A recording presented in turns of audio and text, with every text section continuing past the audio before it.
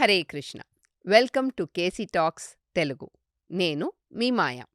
4వ రోజు యుద్ధంలో ఘటోత్కచుడు, అభిమన్యుడు స్టార్స్‌గా నిలబడ్డారు. పాండవుల క్యాంప్‌లో సంబరాలు జరుపుకొనుంటే కౌరవుల క్యాంప్ డీమోటివేట్ అయ్యుండొచ్చు.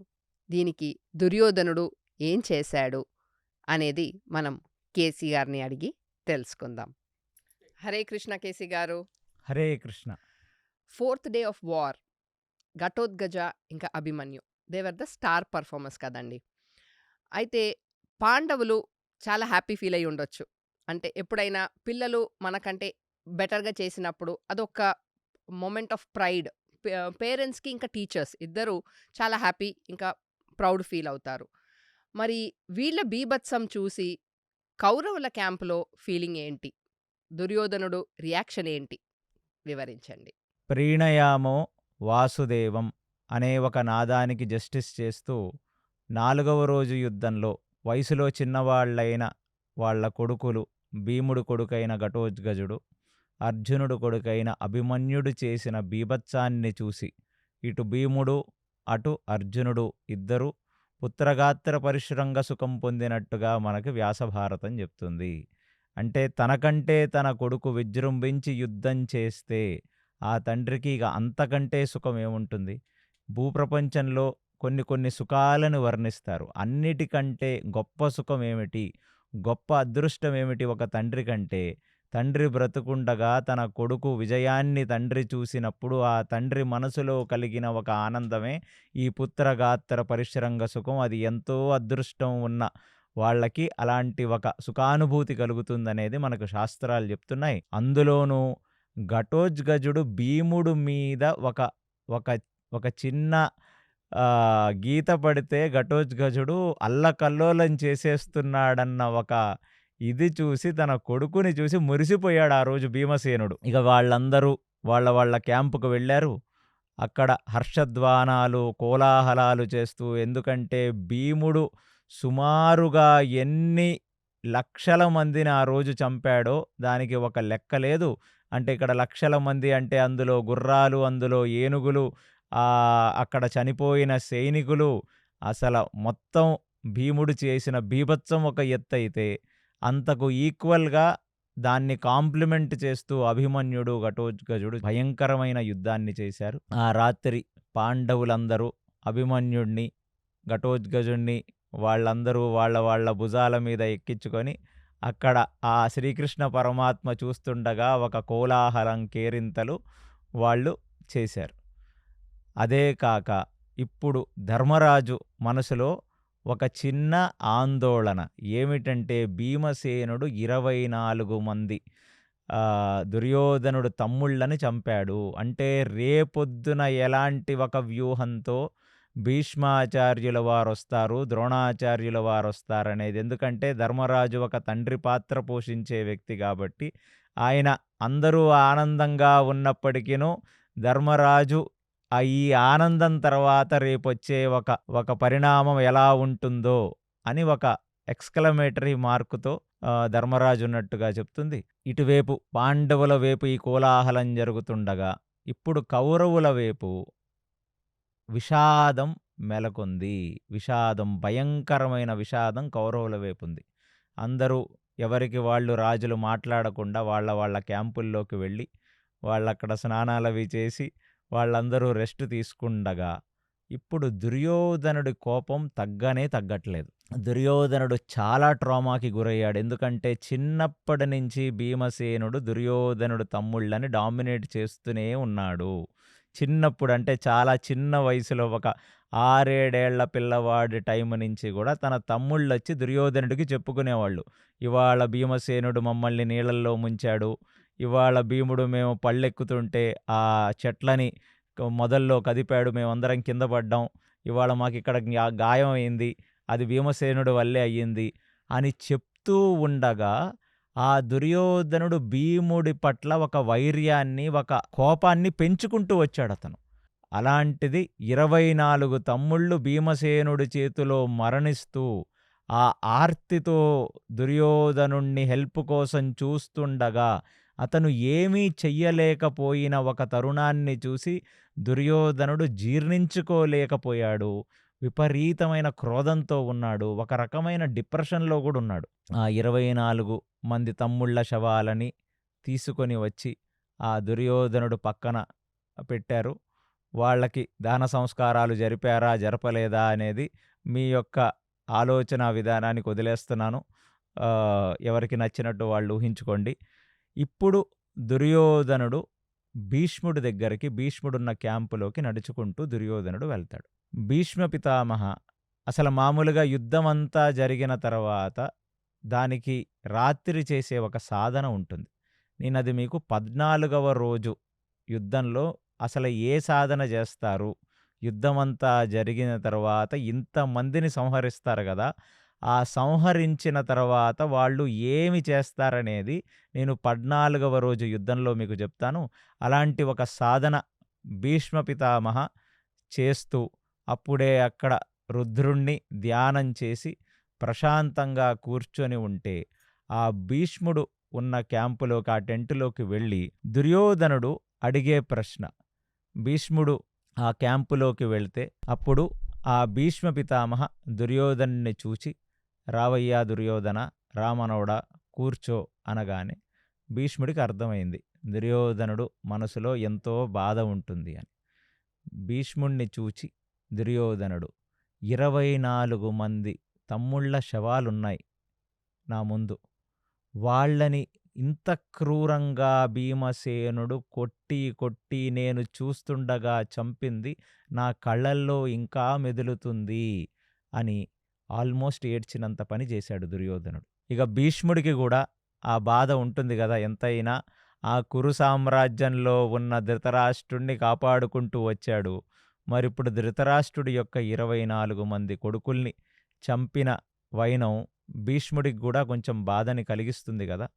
ఇదిలా జరుగుతుండగా అక్కడ సంజయుడు ధృతరాష్ట్రుడికి చెప్తూ ఆ రోజు యుద్ధం మొత్తం, నీ యొక్క 24 కొడుకులు భీమసేనుడి చేతిలో చనిపోయారు అని ఆ ధృతరాష్ట్రుడికి చెప్తే ధృతరాష్ట్రుడు కూడా కన్నీరు పర్యంతమయ్యాడు. ఎందుకంటే ఏ కొడుకులు రాజ్యాల్ని ఏలాలని అతను అహర్నిశలు పాటుపడి తన తమ్ముళ్ళ కొడుకులకు రాజ్యాన్ని ఎప్పుడూ కూడా ఇద్దామని అతను అనుకోలేదు కదా. ఇవాళ ఇలా జరిగింది. ఆ సంజయుడితో అంటున్నాడు, ఏమిటయ్యా సంజయ, మన వైపు ఇంత పెద్ద పెద్ద వాళ్ళున్నారు, అయినా సరే ఏ రోజు ఆ మొదటి రోజు యుద్ధం తప్ప ఏ రోజు యుద్ధం కూడా మనం గెలుస్తున్నట్టుగా లేదే, అసలు ఇదేమిటి, ఈ దౌర్భాగ్యమేమిటి అని సంజయుడిని అడిగితే సంజయుడు ఇప్పుడు ధృతరాష్ట్రుడికి చెప్తున్నాడు, నువ్వు అడిగిన ప్రశ్నే ఇప్పుడు అక్కడ, ఎందుకంటే ఆయన ఒక అన్నీ చూసి చెప్తున్నాడు కదా ఇక్కడ, నువ్వు ఇప్పుడు నన్ను అడిగిన ప్రశ్నే అక్కడ ఆ క్యాంపులో దుర్యోధనుడు భీష్మాచార్యుల వారిని అడుగుతున్నాడు, నేను చూచి నీకు మొత్తం ఆ విషయాన్ని చెప్తానంటే. ఇప్పుడు ఇక్కడ దుర్యోధనుడు దీనంగా భీష్మాచార్యుల కళ్ళల్లో చూసి అడుగుతుంది, భీష్మాచార్య మీరున్నారు, ద్రోణుడున్నాడు, కృపాచార్యుడు ఆయన చిరంజీవి ఆయనున్నాడు, అశ్వత్థామ గురువుగారి యొక్క కొడుకు, అన్ని అస్త్రశస్త్రాలు ఆయనకు కూడా తెలుసు, అతనున్నాడు. ఇటువైపు శల్యుడు అసలు మామూలు మనిషే కాదు, అతను గద విద్యలోనూ నైపుణ్యం ఉంది, ఆ గుర్రాలు నడపటంలోనూ నైపుణ్యం ఉంది, ఆయన కూడా పరాక్రమవంతుడు, అలా ఆల్రౌండర్ శల్యుడు.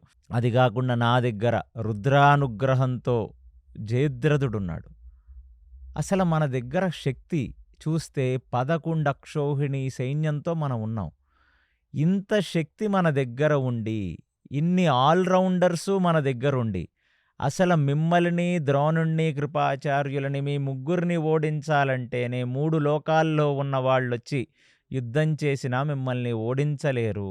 నాకు మీ పరాక్రమాలు తెలుసు. ఇంత పరాక్రమము, ఇంత భుజబలము నా దగ్గర ఉండగా, అన్ని రకాలుగా స్ట్రాటజికల్లీ నేను వాళ్ళకంటే గొప్ప స్థాయిలో ఉండగా, ఆ మొదటి రోజు మీ విజృంభణ తర్వాత ఏ రోజు మనం గెలవలేదు ఈ 4 రోజుల్లో. అది కాక ఇవాళ నా 24 మంది తమ్ముళ్ళని నేను కోల్పోయాను. దీనికి ఏమంటారు మీరు? దీనికి మీరు ఏమి ఆన్సర్ ఇస్తారు భీష్మాచార్య అని ఒక రకంగా బాధ, ఒక రకంగా ఒక సూటి ప్రశ్న. దీనికి మీరేం జస్టిస్ చేస్తారు? ఎందుకంటే ఇక్కడ ఉన్న వాళ్ళల్లో అన్ని రకాలుగా కమాండర్ ఇన్ చీఫ్, ప్రధాన సేనాధిపతిగా ఉన్నది మీరే. వ్యూహాలు రచించమని చెప్పేది మీరే.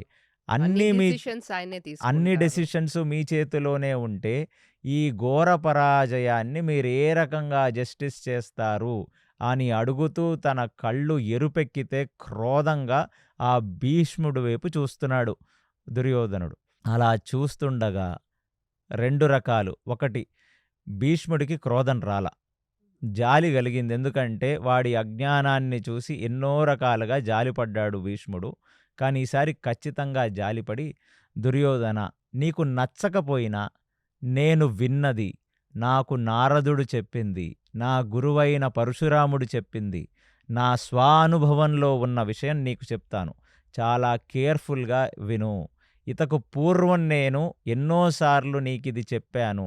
అయినా నీ బుర్రకు వెక్కలేదు. కానీ ఇవాళ చెప్తున్న సన్నివేశం అన్నిటికంటే చాలా సూక్ష్మమైన విషయం. ఒకానొక కాలంలో భూభార హరణాన్ని తగ్గించమని భూమాత గోమాతై బ్రహ్మదేవుణ్ణి ఎల్లి వేడుకొనగా, బ్రహ్మదేవుడు తన మనస్సులో ధ్యానించి ఆ శ్రీ మహావిష్ణువు అంటే వైకుంఠంలో ఉన్న శ్రీ మహావిష్ణువుని ప్రార్థించి, భూభార హరణానికై మీరు రావలసినది అని బ్రహ్మదేవుడు ప్రార్థించాడన్న సంగతి నేను మీకు గతంలో చెప్పాను. కానీ ఆ భూభార హరణానికి నేనెప్పుడొస్తాను అనేది నారాయణుడు ఆ రోజు బ్రహ్మదేవుడికి చెప్పలేదు. కాలం గడిచింది కొంత. ఒకానొక సందర్భంలో బ్రహ్మదేవుడు బ్రహ్మసభ నడపటానికని చెప్పి భూలోకంలో ఉన్న మానస సరోవర ఉత్తర భాగంలో ఉన్న గంధమాదన పర్వతం మీద బ్రహ్మ, సప్తమహర్షులు ఇత్యాది దేవగణం అందరూ అక్కడికి వచ్చి అక్కడ బ్రహ్మసభ నడుస్తుంది. ఆ బ్రహ్మసభ ఎప్పుడూ కూడా బ్రహ్మలోకంలో నడుస్తుంది. కానీ వీళ్ళందరూ ఇక్కడికి బ్రహ్మదేవుడు పిలిస్తే వీళ్ళందరూ ఇక్కడికి రావటం జరిగింది. ఆ ఇంద్రచంద్రాది దేవతలు, గాంధర్వులు, కిన్నర కింపురుషులు, మహర్షులు వాళ్ళే కాకుండా భూమి మీద ఉన్న మహాజనులు, సజ్జనులందరూ కూడా ఆ బ్రహ్మ నిర్వర్తించిన ఆ సభలో ఉండగా, అప్పుడు బ్రహ్మకి అంతర్ముఖంగా ఒక ప్రత్యేకమైన తేజస్సు ప్రత్యక్షమైంది ఆయన లోపల. ఒక్కసారి ఆ సభ మధ్యలో ఆపి బ్రహ్మ అంతర్ముఖంగా చూస్తే అక్కడ నారాయణ సాక్షాత్కారం బ్రహ్మకు జరిగింది. ఈ నారాయణ సాక్షాత్కారం మొదట బ్రహ్మకు జరిగింది. ఆ తేజస్సు ఇప్పుడు ఆ సభ మొత్తం మీద ఆ ఆకాశంలో చూస్తే ఒక గొప్ప తేజస్సు వచ్చింది. ఆ తేజస్సుకి ఒక ఆకారము లేదు. ఆ తేజస్సు కేవలం మాట్లాడుతుంది. ఆ తేజస్సు మాట్లాడుతూ బ్రహ్మదేవుడితో చెప్తున్నారు, నువ్వు నన్ను కొంతకాలం కిందట భూభార హరణాన్ని తగ్గించమని ప్రార్థించటం జరిగింది బ్రహ్మ.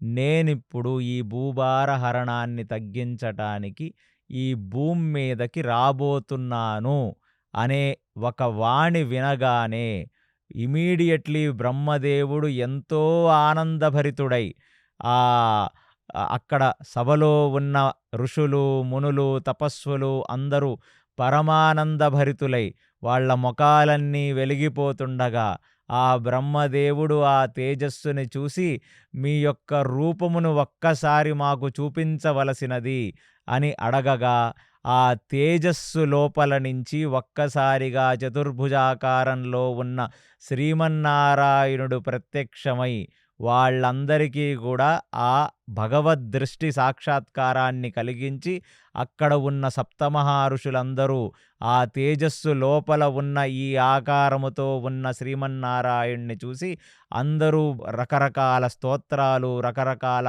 గానాలు చేస్తుండగా, అప్పుడు శ్రీమన్నారాయణుడు అక్కడ ఒక ఒక ఒక టెస్టిమోనీ ఇచ్చాడు. అక్కడ ధృవీకరించాడు. ఏమనంటే, నేనే ఈ భూప్రపంచంలో దేవకీ గర్భాన జన్మిస్తాను. అష్టమి రాత్రి నాడు దేవకీ గర్భంలో నేను పుడతాను. అప్పుడు ఇక ఏ రాక్షసులైతే ఇక్కడ పేట్రేగిపోయి రకరకాల దుష్కర్మలు చేస్తున్నారో అధార్మికులై బ్రతుకుతున్నారో వాళ్ళందరినీ నేను సంహరిస్తాను. కాబట్టి బ్రహ్మదేవా, మీరు నన్ను ప్రార్థించినట్టుగా భూమాత ఇక చింతించాల్సిన అవసరం లేదు. ఆ భూభార హరణాన్ని చెయ్యటానికి అతి త్వరలో అంటే చాలా తొందరగానే నేను ఈ భూప్రపంచం మీద పుట్టబోతున్నాను అని చెప్పగా అక్కడికి బ్రహ్మ ప్రార్థిస్తూ, స్వామి మీరు ఈ భూభార హరణాన్ని చేయటానికి భూమి మీదొచ్చినప్పుడు మేమందరము కూడా మీ యొక్క ఆ భూభార హరణాన్ని చేసే ప్రయత్నంలో మా తారతమ్యాన్ని బట్టి, మా యొక్క పాత్రతని బట్టి మేమందరం గూడా మీకు సేవ జేయటానికి భూప్రపంచంలో జన్మిస్తాము. దానికి మీరు మాకు అనుమతి ఇవ్వవలసినది అని బ్రహ్మదేవుడు కోరగా, అలాగే అని చెప్తూ శ్రీమన్నారాయణుడు మీరందరూ మీ మీ పాత్రలతో ఈ భూమి మీద పుడతారు. నేను దేవకి గర్భాన పుడతాను. మనందరము కలిసి అంటే నేను భూభార హరణాన్ని చేస్తున్నప్పుడు మీరందరూ నా చేతిలో పనిముట్లుగా మారి మీరందరూ మీ యొక్క కైంకర్యాన్ని, మీ యొక్క సేవని నాకు చేయవలసినది అని ఆదేశిస్తూ ఆయన తన యొక్క తేజస్సుని చూపిస్తే అక్కడ మార్కండేయ ఋషి, అక్కడికొచ్చిన దేవల, అక్కడికొచ్చిన వాళ్ళందరూ కూడా నారదుడు, కిన్నరులు, కింపురుషులు ఆయనకి గానం చేస్తూ అదేమి రూపం, దివ్యమంగళ రూపం, అలాంటి ఒక భగవత్ సాక్షాత్కారం ఇవాళందరికీ కలిగింది. మేమందరం కేవలం ఈ దృశ్యాన్ని చూడటమే కాకుండా ఆయన భూమి మీదకొచ్చి చేసే ఈ భూభారహరణాల్లో మేము మా పాత్రలని పోషిస్తూ మేమా శ్రీమన్నారాయణుడికి చేసే ఒక కైంకర్యంగా, ఒక సేవగా భావిస్తూ పునీతులమవుతాం.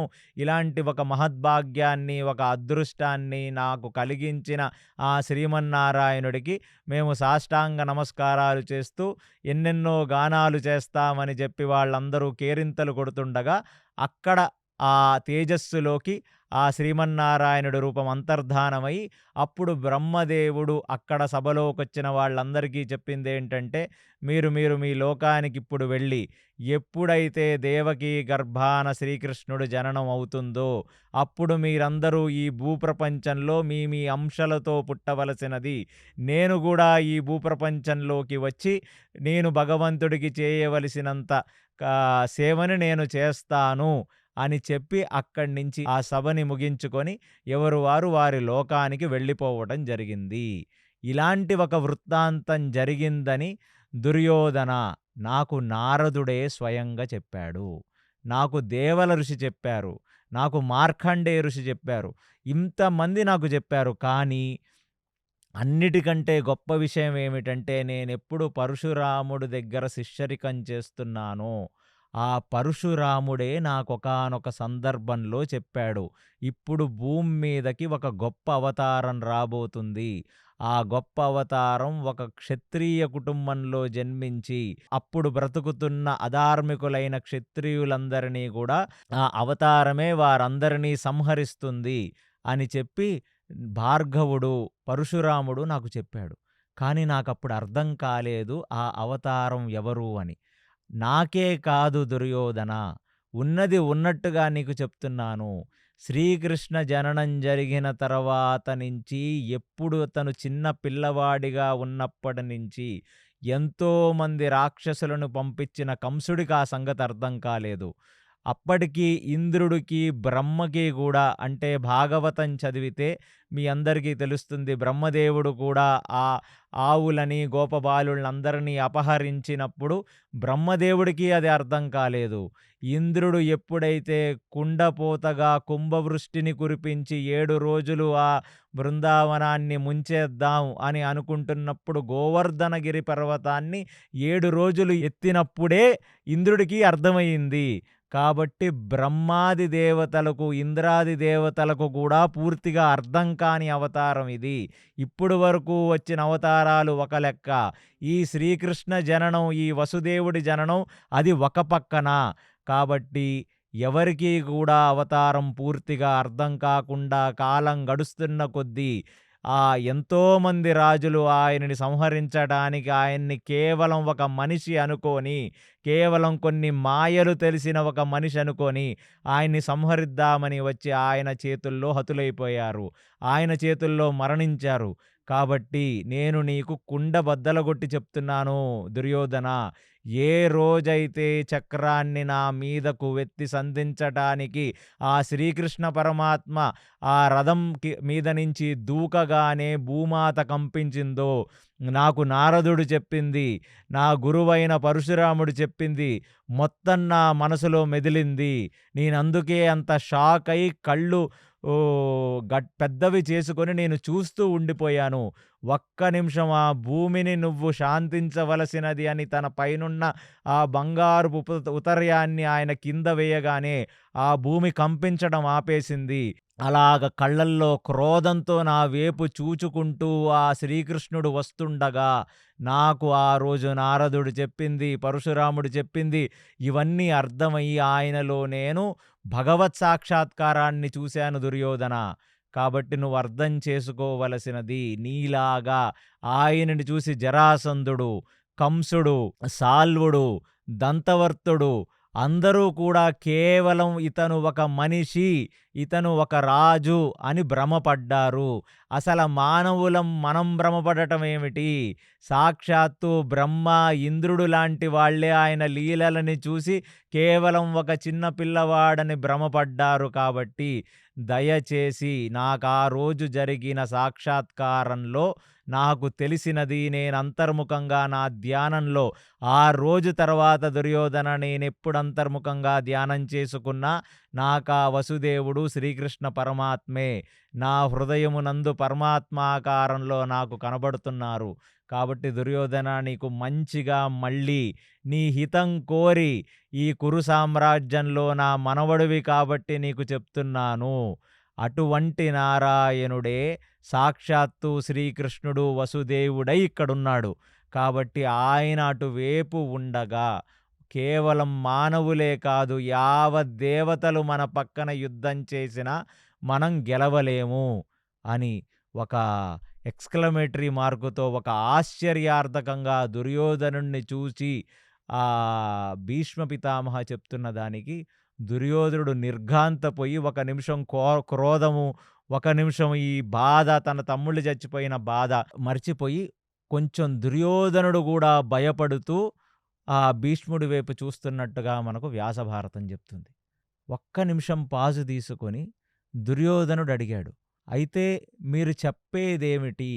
ఆయన నారాయణుడు, ఆయన వసుదేవుడు, ఆయన సాక్షాత్ ఆ పరమాత్మే అటువేపు నించోని ఆయన యుద్ధం చెయ్యట్లేదు కదా, అయినా మేమెందుకు ఇలా పడిపోతున్నాము అనగానే ఆ దుర్యోధనుడు యొక్క అజ్ఞానాన్ని చూచి భీష్ముడు ఏం చెప్పాలో అర్థం కాక, ఇప్పుడే కదా చెప్పాను శ్రీమన్నారాయణుడే అటువేపున్నాడు అని. సరే, ఇప్పుడు ఆయన యుద్ధం చెయ్యట్లేదు.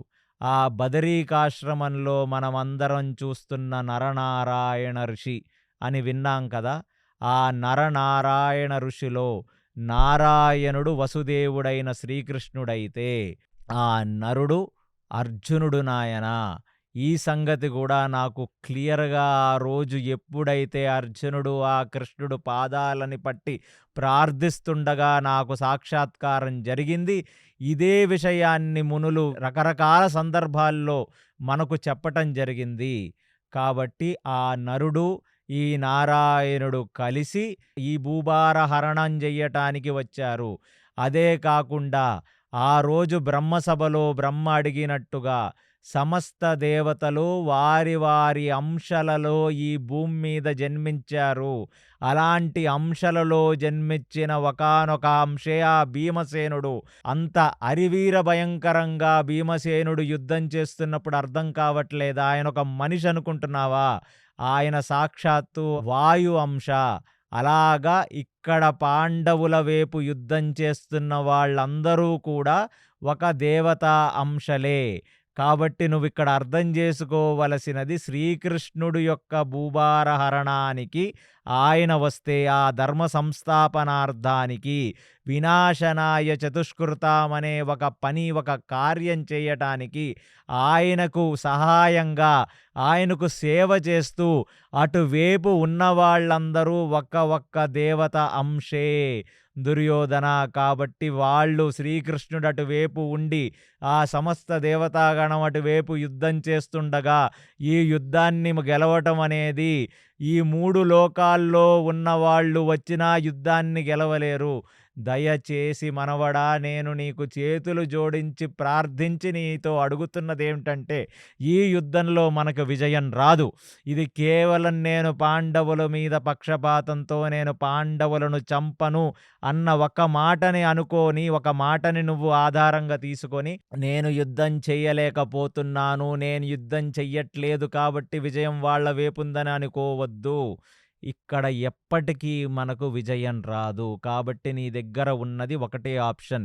ఇంకా మిగిలిన నీ తమ్ముళ్ళు చనిపోకుండా, నీ బంధుమిత్రులు చనిపోకుండా ఉండాలంటే నువ్వు ఈ రాత్రే పాండవుల దగ్గరికి వెళ్ళి ఆ యుధిష్ఠిరుడు యొక్క చేతులు పట్టుకొని సంధి కోరుకుంటే, ఇప్పటికీ 4 రోజుల యుద్ధం జరిగిన తర్వాత కూడా ఇంతమంది చనిపోయినప్పటికీ కూడా ఆ యుధిష్ఠిరుడు వైపు విజయం అటువైపే ఉన్నప్పటికీ కూడా యుధిష్ఠిరుడు నిన్ను మన్నించి ఈ సంధికి ఒప్పుకొని సగరాజ్యాన్ని నీకిచ్చి తన సగరాజ్యం పాలించుకుంటాడు.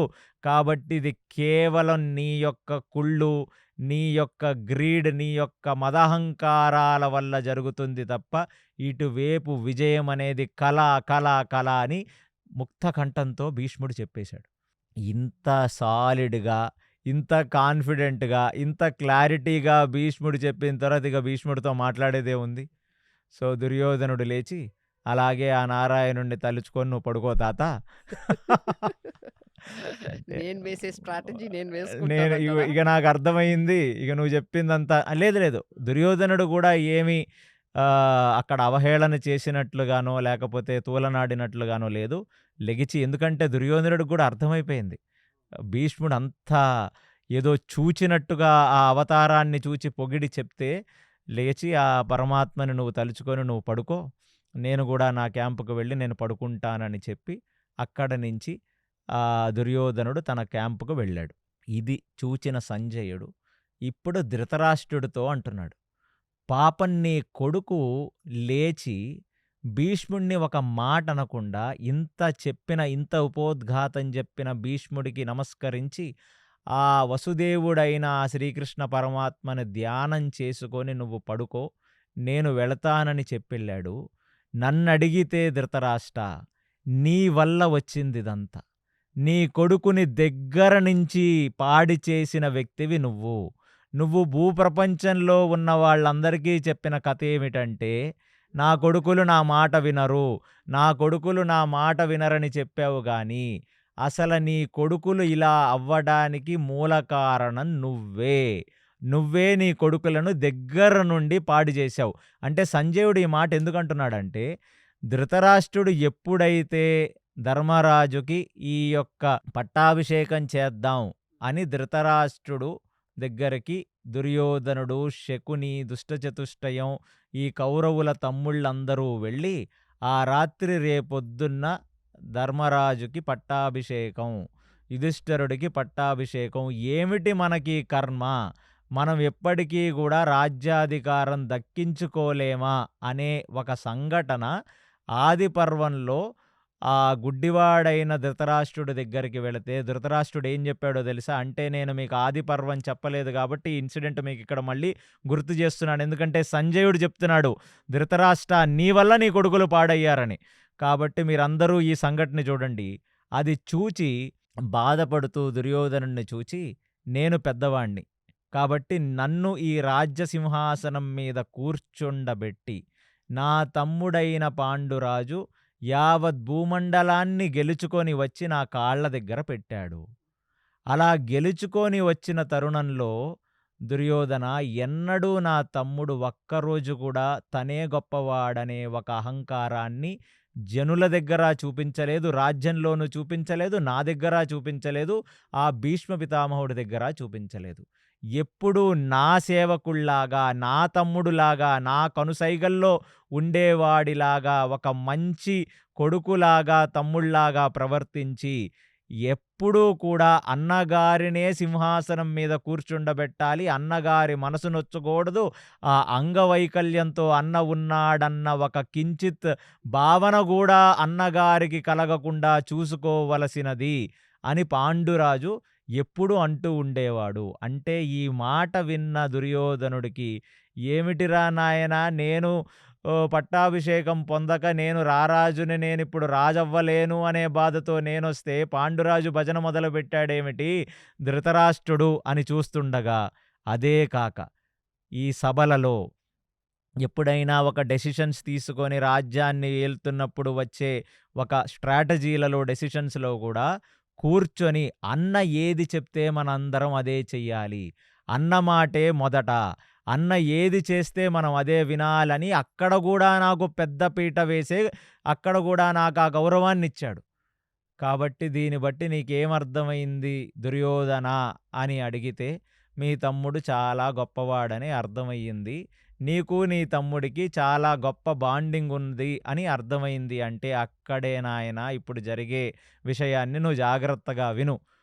పాండురాజు అలా ప్రవర్తించాడు కాబట్టి నేనెప్పుడూ పాండురాజుని అసహించుకోలేకపోయాను. నేనెప్పుడూ పాండురాజుని చులకన భావంతో చూడలేకపోయాను. నేనెప్పుడూ పాండురాజుకి బ్యాక్ స్టాబ్ చేయలేకపోయాను. ఒక అంటే వెనక మనసులో ఆయన మీద కోపము ఇవి అన్నీ ఉన్నా గాని అది చూపించుకోలేకపోయారు. చూపించుకోలేకపోయాను నేను. ఎందుకంటే అవకాశాన్నే నాకు పాండురాజు ఇవ్వలేదు. ఏమని చెప్పాలి?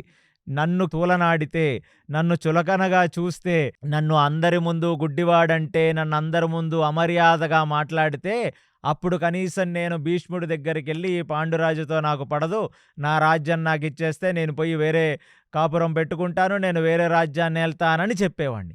కానీ అలా కాకుండా అంత వినమ్రంగా నా పట్ల ప్రవర్తిస్తూ ఉంటే నేనేమీ చేయలేకపోయాను. అదే కాకుండా మన రాజ్యంలో ఉన్న జనులందరూ కూడా అమ్మ పాండురాజు ఎంత మంచివాడో, అన్నంతే ఎంత భక్తో, ఆ రాముడు కింద లక్ష్మణుడెలా ప్రవర్తించాడో అలా ప్రవర్తిస్తున్నాడు పాండురాజు అనేసరికే నేనేమీ చేయలేకపోయాను. కానీ అంతకంటే దౌర్భాగ్యమేమిటో తెలుసా దుర్యోధన? నువ్వు ఇవాళ రారాజు కాకపోవచ్చు. కానీ ధర్మరాజు ఏ రోజైతే ఈ ఎంటైర్ కురు సామ్రాజ్యం పగ్గాలు తన చేతిలో తీసుకుంటాడో, ఎల్లప్పుడూ నిన్ను పక్కనే పెట్టుకొని, ఎందుకంటే నువ్వు తమ్ముడివి కాబట్టి, నువ్వు నా కొడుకువి కాబట్టి, నిన్ను పక్కనే పెట్టుకొని, అన్ని విషయాల్లో గూడా నీకా మర్యాదనిచ్చి, అన్ని విషయాల్లో నిన్ను సంప్రదించి, ఎన్నడూ నీకింత అపకీర్తి, ఎన్నడూ నీకింత కోపం, ఎన్నడూ నీకింత అసూయ కలగకుండా అతను సేమ్ ప్రవర్తిస్తాడు. పాండురాజు ఎలా చేశాడో అలాగే యుధిష్ఠిర్ కూడా అలాగే ఉంటాడు. అలాగే ఈ ధర్మరాజు గూడా ప్రవర్తిస్తాడు. కాబట్టి నేను ఎలాగైతే చేతులు కట్టివేయబడ్డానో, నా మనసులో ఏదున్నా నేనెప్పటికీ బయట పడలేకపోయానో, అలాగే నీ పరిస్థితి కూడా ఇలాగే ఉంటుంది. ఎందుకంటే వాళ్ళు ఎప్పుడూ కూడా ధర్మం మీద పూనిక ఉన్నవారు కాబట్టి, నీకు లోపల కించిత్ నువ్వు ఆయన కింద ఉన్నావు, ఆయనే చక్రవర్తి అనే భావన గూడా ఎరగకుండా ధర్మరాజు పాలిస్తాడు.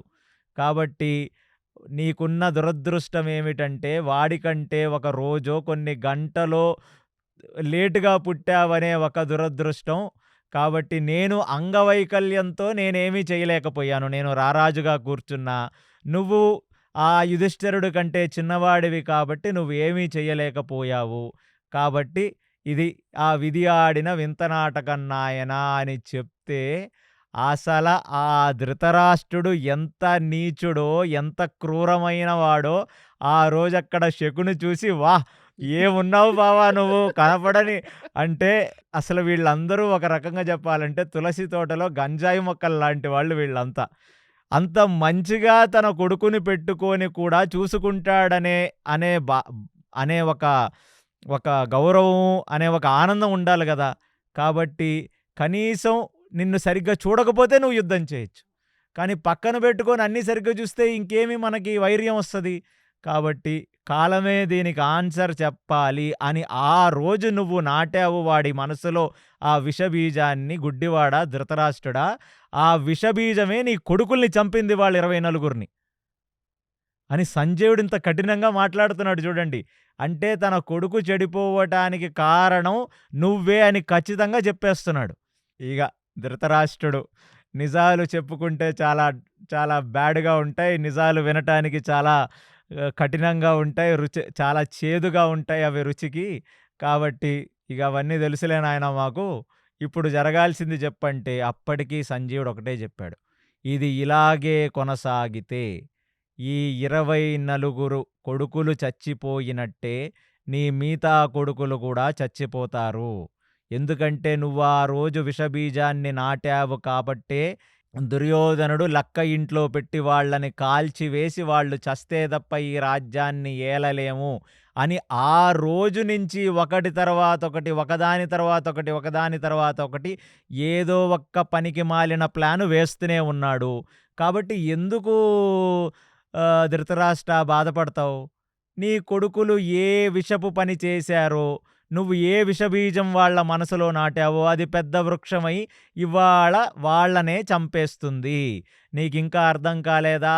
భీముడు అంత కఠినంగా నీ కొడుకులను చంపితే దేనివల్ల చచ్చారు? వాళ్ళు నువ్వు నాటిన ఈ విషబీజము కింద ఈ అధార్మిక వృక్షంలాగా పెరిగి వాళ్ళు వాళ్ళ జీవితం మొత్తం అధార్మికమైన పనులు చేసి ఆ పాండవులను బాధపెడుతూనే ఉన్నారు. ఇవాళ ఆ పాపము ఫలించింది. నీ పాప ఫలము రుచే నువ్విప్పుడు తింటున్నావు. ఇంకెందుకు నువ్వు బాధపడటం? నేను చెప్పటం ఆ ముసలి కన్నీళ్ళెందుకు కారుస్తున్నావని సంజయుడు అంత కఠినంగా ధృతరాష్ట్రుడికి చెప్పనే చెప్పాడు. ఇక చాలు సంజయ, నువ్వు చెప్పింది. నేనేం చేశానో నాకు తెలుసు, నా కొడుకులు ఏం చేశారో నాకు తెలుసు. ఇక నువ్వు వెళ్ళి పడుకో. రేపొద్దున మళ్ళీ వచ్చి ఈ దూరదర్శన్ ఈ ఆడియో ఈ రేడియో లాగా నాకు రేపొద్దున 5వ రోజు జరిగిన విషయాన్ని చెప్పవలసినది అని కోరుకున్నాడు. అంటే ఒక రకంగా చూస్తే మహాభారతంలో తన తండ్రి ఎంత దౌర్భాగ్యుడో, ధృతరాష్ట్రుడు ఎంత నీచుడో, ఆ నీచుడు వేసిన విషవృక్షం ఇవాళ పెరిగి 18 అక్షోహిణి సైన్యము ప్రాణాలను తీసివేస్తుంది. ఇవాళ చెప్పిన సంజయుడు అబ్బయ్యా, ఇన్నాళ్ళు ఎంతో కఠినమైన విషయాన్ని చెప్పలేకపోయాను, ఇవాళ ఆత్మవిమర్శన చేసుకుంటాడు ధృతరాష్ట్రుడు. అంటే ఇక్కడ 2 జరుగుతున్నాయి. ఈ 4వ రోజు యుద్ధం తర్వాత కనీసం శ్రీమన్నారాయణుడు వసుదేవుడి యొక్క వైభవాన్ని, నరనారాయణుల యొక్క వైభవాన్ని చెప్పి భీష్ముడు పడుకున్నాడు. ఎందుకంటే పొద్దున్నే లెగగానే తన మనవడైన దుర్యోధనుడు సంధి చేసుకుంటాడేమో అనే ఒక ఆశతో భీష్ముడు పడుకున్నాడు. ఇంత కఠినంగా చెప్పిన సంజయుడు పొద్దున్న లెగగానే ఈ మహారాజైన ధృతరాష్ట్రుడు మేబీ అంటే మహారాజు తలుచుకుంటే యుద్ధాన్ని ఆపిజెయ్యవచ్చు. కాబట్టి పొద్దున్నే లేచి సంజయ ఆ భీష్మ పితామహకి, ద్రోణ పితామహకి అందరికీ కబురు చేయగా యుద్ధాన్ని ఆపు, ఇంకా నా మిగతా కొడుకులైనా బ్రతికుంటారు అని అనుకుంటాడేమో అనే ఒక విషయాన్ని చాలా కఠినంగా చెప్తూ ఆ ఆశతో సంజయుడు పడుకున్నాడు. ఇక్కడ సంధి చేసుకుంటాడేమో అనే ఆశతో భీష్ముడు పడుకున్నాడు. కానీ ఇక్కడ తండ్రి కొడుకులు మాత్రం ఆలోచించుకుంటూ నిద్రలోకి జారుకున్నారు. మళ్ళీ సూర్యోదయం అయ్యింది. భీష్ముడు ఎదురు చూస్తున్నాడు. మేబీ దుర్యోధనుడు మనసు మార్చుకొని తన క్యాంపుకొచ్చి ఏమైనా చెప్తాడా, సంధి అనే మాట చెప్తాడా అని భీష్ముడు ఎదురు చూస్తున్నాడు. సంజయుడు కూడా అక్కడ లేచాడు. ఆయన కూడా ఆయన సంధ్యావందనాది క్రియలు చేసుకొని ఇప్పుడు రాజు వస్తాడేమో అని ఎదురు చూద్దామని ఆ రాజమందిరంలోకి వెళ్తే ఆల్రెడీ అక్కడికి ధృతరాష్ట్రుడు వచ్చి ముందే కూర్చున్నాడు. అంటే యుద్ధం ఆపేద్దాం అని అంటాడేమో ధృతరాష్ట్రుడని సంజయుడు ఆశగా వస్తే, సంజయ యుద్ధం మొదలైందా నాయనా? అంటే ఇది తాత్వికంగా మీరు చూస్తేనండి, నీచులు మారటానికి భగవంతుడు, సాత్వికులు, సాధకులు, యోగులు, తపస్సులు, ఆచార్యులు సత్సంగంలో ఎప్పుడూ ఉండేవాళ్ళు ఎన్నో అవకాశాలు ఇస్తారు. కానీ ఆ దుష్టులు, నీచులు మారటం అనేది ఎంత కష్టమో మనకి ఈ సన్నివేశంలో అర్థమవుతుంది. అంటే ఇంకా ఆశ. అంటే 24 కొడుకులు చనిపోయినా ఇంకా మిగతా కొడుకులు గెలిచి యుద్ధాన్ని జయించి మళ్ళీ ఈ రాజ్యాన్ని ఏలతారేమో అనే ఆశ ఈ గుడ్డివాడైన ధృతరాష్ట్రుడికి. పోనీలే ఏదో భీమసేనుడు, ఒకరోజు ఘటోత్కచుడు, అభిమన్యుడు అందరూ కలిసి యుద్ధం చేస్తే 24 మంది చచ్చిపోయారు. లేదు ఇవాళ యుద్ధంలో మళ్ళీ మేమే గెలుస్తామేమో, మా అదృష్టాన్ని మేము పరీక్షించుకుంటామేమో అనే ఒక దుర్బుద్ధి దుర్యోధనుడి. అంటే ఆశ చావదు గదా మనిషికి. అంటే ధర్మము వైపు ఉన్నారు కాబట్టి వాళ్ళు గెలుస్తున్నార్రా! మీరింత ధార్మికులురా, మీకు విజయం రాదురా అని సంజయుడు చెప్పినా మారలేదంటే, ఇక ఆ శ్రీకృష్ణ పరమాత్మ కఠినంగానే ప్రవర్తించాలి. అందుకనే అసలు కొందరి బాధని చూచి మనం ఎప్పుడూ జాలిపడకూడదు. కొందరి పతనాన్ని చూచి మనం ఎప్పుడు జాలిపడకూడదు. ఎందుకంటే మనకంటే దయామయుడు ఆ శ్రీకృష్ణ పరమాత్మ. అవకాశాల మీద అవకాశాలు ఇస్తూనే ఉన్నాడు. కానీ మార్పు కోసం ఎదురు చూస్తూ కూర్చోవటం తప్ప చేసేదేమీ లేదు. ఎవరి కర్మకెవరు బాధ్యులు చెప్పండి. మళ్ళీ యథావిధిగా ఇటువైపున్న కౌరవసేన మొత్తం నిద్రలేచింది. వాళ్ళ కాలకృత్యాలన్నీ వాళ్ళు నెరవేర్చుకొని, వాళ్ళ ఇష్టదేవాలకు వాళ్ళు ప్రార్థించి, వాళ్ళు మళ్ళీ ఆ సంధ్యావందనాలు, ఆ సూర్యుడికి అర్ఘ్యం. నేను ప్రతిరోజు సూర్యుడికి అర్ఘ్యం గురించి మాట్లాడుతూనే ఉన్నాను. ఎందుకంటే ఎంత యుద్ధంలో ఉన్నా వాళ్ళ నిత్య నైమితిక కర్మలని కొన్ని ఉంటాయి. అది ఏ క్షత్రియుడు కూడా తప్పడు. అంటే ఇంతవరకు మేమేమనుకున్నామంటే ఓన్లీ బ్రాహ్మిన్స్ మాత్రమే సంధ్యావందనం చెయ్యాలి అని అనుకున్నాము. సంధ్యావందనం అనేది కేవలం బ్రాహ్మణులో చతుర్వర్ణాల వాళ్ళు సంధ్యావందనం చెయ్యాలి. సూర్యోదయమైనప్పుడు ఆ సూర్యుడికి అర్ఘ్యం అనేది అన్ని వర్ణాల వాళ్ళు చెయ్యాలి. సూర్యుడు అన్ని వర్ణాల వాళ్ళకి ఏమి హెచ్చుతగువులు లేకుండా వాళ్ళకి ఒకటే ఎండనిస్తున్నాడు, ఒకటే ఆహారాన్నిస్తున్నాడు కదా! కాబట్టి సంధ్యావందనం అంటే ఆ సూర్యుడు ఆ త్రిసంధ్యలలో ఆ సూర్యుడి పట్ల మనం కృతజ్ఞతాపరంగా ఆ సూర్యుడి పట్ల ఆ దేవతల వల్లనే మనం బ్రతుకుతున్నాం కాబట్టి చేసేది. అది 4 వర్ణాల వాళ్ళు సంధ్యావందనం చేయాలి. కాబట్టి ఇది ఎవరైనా మీకు బ్రాహ్మణుడు మాత్రమే చెయ్యాలి, శూద్రుడు చేయక్కర్లేదంటే వాళ్ళు మిమ్మల్ని తప్పుదారి పట్టిస్తున్నారు. సనాతన ధర్మంలో ఒక వర్ణం పెద్దది, ఒక వర్ణం కిందది అని మనకు ఎక్కడా చెప్పలేదు. వాళ్ళ వర్ణ ధర్మాలు వేరు కావచ్చు. కానీ వాళ్ళందరూ గూడా భగవంతుడికి ప్రీతిపాత్రులే. వాళ్ళందరూ గూడా ఆ భగవంతుడికి శరణాగతి పొందుతూ, భగవంతుడికి ఒక కృతజ్ఞతా భావనతో చేసేది, ఆ దేవతలకి కనబడుతున్న ప్రత్యక్ష సాక్షి అయిన సూర్యనారాయణుడికి చేసేదే ఈ సంధ్యావందనం. అంటే ఇంత యుద్ధంలో ఎంత విషాదమున్నా, కొడుకులు చచ్చిపోయినా, తండ్రులు చచ్చిపోయినా, వాళ్ళు అన్ని రకాలుగా అక్కడ బాధపడుతున్నప్పటికీ ధర్మమునందు పూనిక ఉండాలి కాబట్టి, ఆ పూనిక కోసం నిత్యము ధర్మం వైపే నిలబడాలనే విధంగా వాళ్ళు ప్రాతకాలంలో వాళ్ళ ఇష్టదేవాలకి పూజ చేసి, సంధ్యావందనాదులు చేసి, ఆ సూర్యుడికి అర్ఘ్యం ఇవ్వాలి. సూర్యుడికి అర్ఘ్యం అనేది ప్రతి వ్యక్తి ఇవ్వాలి. అసలు మనిషిగా పుట్టిన ప్రతి వ్యక్తి సూర్యుడికి అర్ఘ్యం ఇవ్వాలి.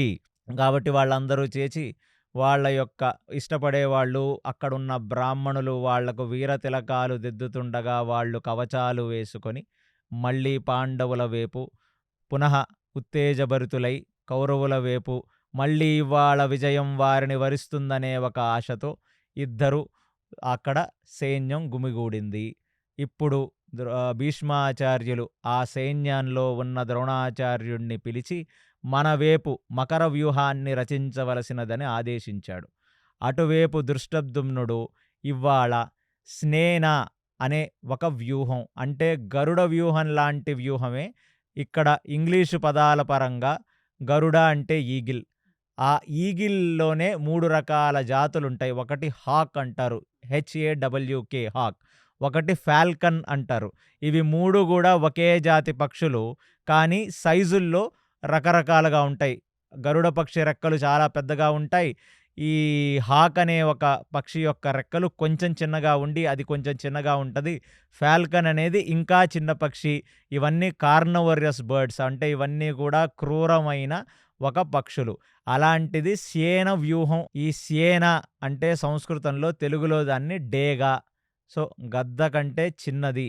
సో డేగ వ్యూహాన్ని పాండవులంతా రచించారు. ఆ డేగ వ్యూహాన్ని పాండవుల వైపు దృష్టద్యుమ్నుడు రచించాడు. ఇప్పుడు ఆ డేగ యొక్క ఆ ముక్కు భాగం భీమసేనుడు నించున్నాడు. ఆ డేగ 2 కళ్ళు, ఒకటి శిఖండి, ఒకటి దృష్టద్యుమ్నుడై నించున్నారు. ఆ డేగ యొక్క తల సాత్యకై నించున్నాడు. డేగ యొక్క మెడ అర్జునుడై నించున్నాడు. మిగతా పాండవ సేన మొత్తం శరీరం అయ్యింది. ఆ 2 రెక్కల వైపు, ఒక రెక్కల వైపు పాంచాల రాజు, ఇంకొక రెక్క వైపు విరాటరాజు. తర్వాత అటు ఆ వెనకాల వైపు అభిమన్యుడు, ఉపపాండవులు నించున్నారు. ఆ డేగ యొక్క తోక భాగంలో ధర్మరాజు తన యొక్క సేనతో నించున్నాడు. ఇలాగా ఆ డేగ వ్యూహం సంసిద్ధమైంది. ఇటువైపు మకర వ్యూహం అంటే ముసలి. ఆ ముసలి యొక్క ముఖంగా భీష్మాచార్యులు తన యొక్క సేన ఏదైతే భీష్మాచార్యులు వారిని ప్రొటెక్ట్ చేస్తూ ఉందో ఆ సేనతో నించున్నాడు. వెనకాల వైపు అందరూ కూడా కౌరవులని మధ్యలో పెట్టారు. ఇవాళ మిగిలిన కౌరవుల పిల్లలందరినీ కూడా, కౌరవుల తమ్ముళ్ళందరినీ మధ్యలో పెట్టారు. ఆ చివరాఖరి వైపు ద్రోణాచార్యుడు, శల్యుడు వీళ్ళందరికీ రక్షణగా వీళ్ళక్కడ నించున్నారు. సో ఇప్పుడు భీష్మాచార్యులను భేదించి ఈ వ్యూహంలోకి వెళ్ళటం అనేది ఇప్పుడు భీమసేనుడు చెయ్యాలి. ఎందుకంటే డేగ ముక్కుగా భీమసేనుడున్నాడు కాబట్టి. ఇక శంఖాలు పూరించారు భీష్మాచార్యులు వారు. వారి శంఖాన్ని పూజించారు. కృష్ణుడు పాంచజన్యాన్ని పూరించాడు. అందరూ వారి వారి శంఖాలను పూరించి ఇప్పుడు వాళ్ళ ఇష్టదైవాలను వాళ్ళు నమఃపార్వతీపతయే హర హర మహాదేవ అని అరుచుకుంటూ, పాండవుల వైపున్న వాళ్ళు ప్రీణయామో వాసుదేవం అని అరుచుకుంటూ ఒకళ్ళని ఒకళ్ళు ఢీ కొట్టడానికి ముందుకు వెళుతున్నారు.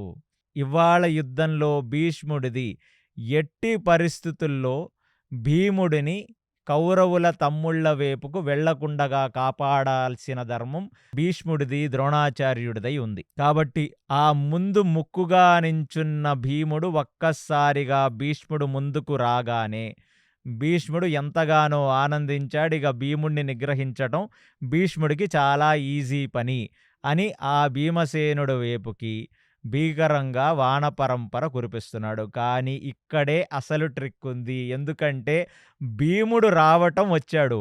ఒక్క నిమిషం భీష్ముడు ఆ బాణాలను సంధిస్తుండగా ఆ భీముడు లెఫ్ట్ తీసుకొని వెళ్ళిపోయాడు. అంటే అందుకే ముక్కు ఒకడు, మీరు జాగ్రత్తగా గమనించండి. ముక్కు వెనకాలున్న తలభాగం దృష్టద్యుమ్నుడు, మెడవైపు అర్జునుడున్నాడు. సో భీముడు లెఫ్ట్ తీసుకొని వెళ్ళిపోగానే దృష్టద్యుమ్నుడు ముందుకొచ్చాడు. అప్పుడు భీష్ముడు అనుకున్నాడు, ఓహో అంటే దృష్టద్యుమ్నుడుతో మనం యుద్ధం చేయవలసినది అని. ఆ దృష్టద్యుమ్నుడు కూడా కొన్ని బాణాలను నిగ్రహించి మళ్ళీ లెఫ్ట్ తీసుకొని వెళ్ళిపోయాడు. ఇప్పుడు ఆ మెడభాగంలో ఉన్న అర్జునుడు ముందుకొచ్చాడు. అర్జునుడు భీష్ముడి వైపుకి వాన పరంపర కురిపిస్తున్నాడు. ఈ లెఫ్ట్ నుంచి వెళ్ళిన ఆ భీముడు, తర్వాత వచ్చిన దృష్టద్యుమ్నుడు ఇద్దరూ కూడా భీష్ముడి ఇరువైపుల్లో ఉన్న సైనికులను సంహరించి ఆ మకర వ్యూహం లోపలికి చొచ్చుకొని లోపలికి వెళ్ళిపోయారంటే భీముడు ఇప్పుడు మకర వ్యూహాన్ని భేదించి, అంటే అర్జునుడి ముందు భీష్మాచార్యుల వారిని పెట్టేసి వీళ్ళిద్దరూ కూడా ఆ మకర వ్యూహాన్ని భేదించి లోపలికి వెళ్ళి అక్కడ ఉన్న కౌరవ సేనులను వాళ్ళు సంహరించటం మొదలుపెట్టారు. ఇక అర్జునుడు భీష్ముడిని భయంకరంగా నిగ్రహిస్తూ ఆ యుద్ధం దీర్ఘకాలంగా కొనసాగుతుంది. అంటే అర్జునుడితో ఉన్న స్ట్రాటజీ ఏంటంటే భీష్మాచార్యుల వారిని ఒక్కళ్ళని నిగ్రహించి యుద్ధం చేస్తూ అర్జునుడు ఉండిపోతే ఇక మిగతా వాళ్ళందరినీ వాళ్ళ యొక్క పాండవ సేన చూసుకుంటుంది.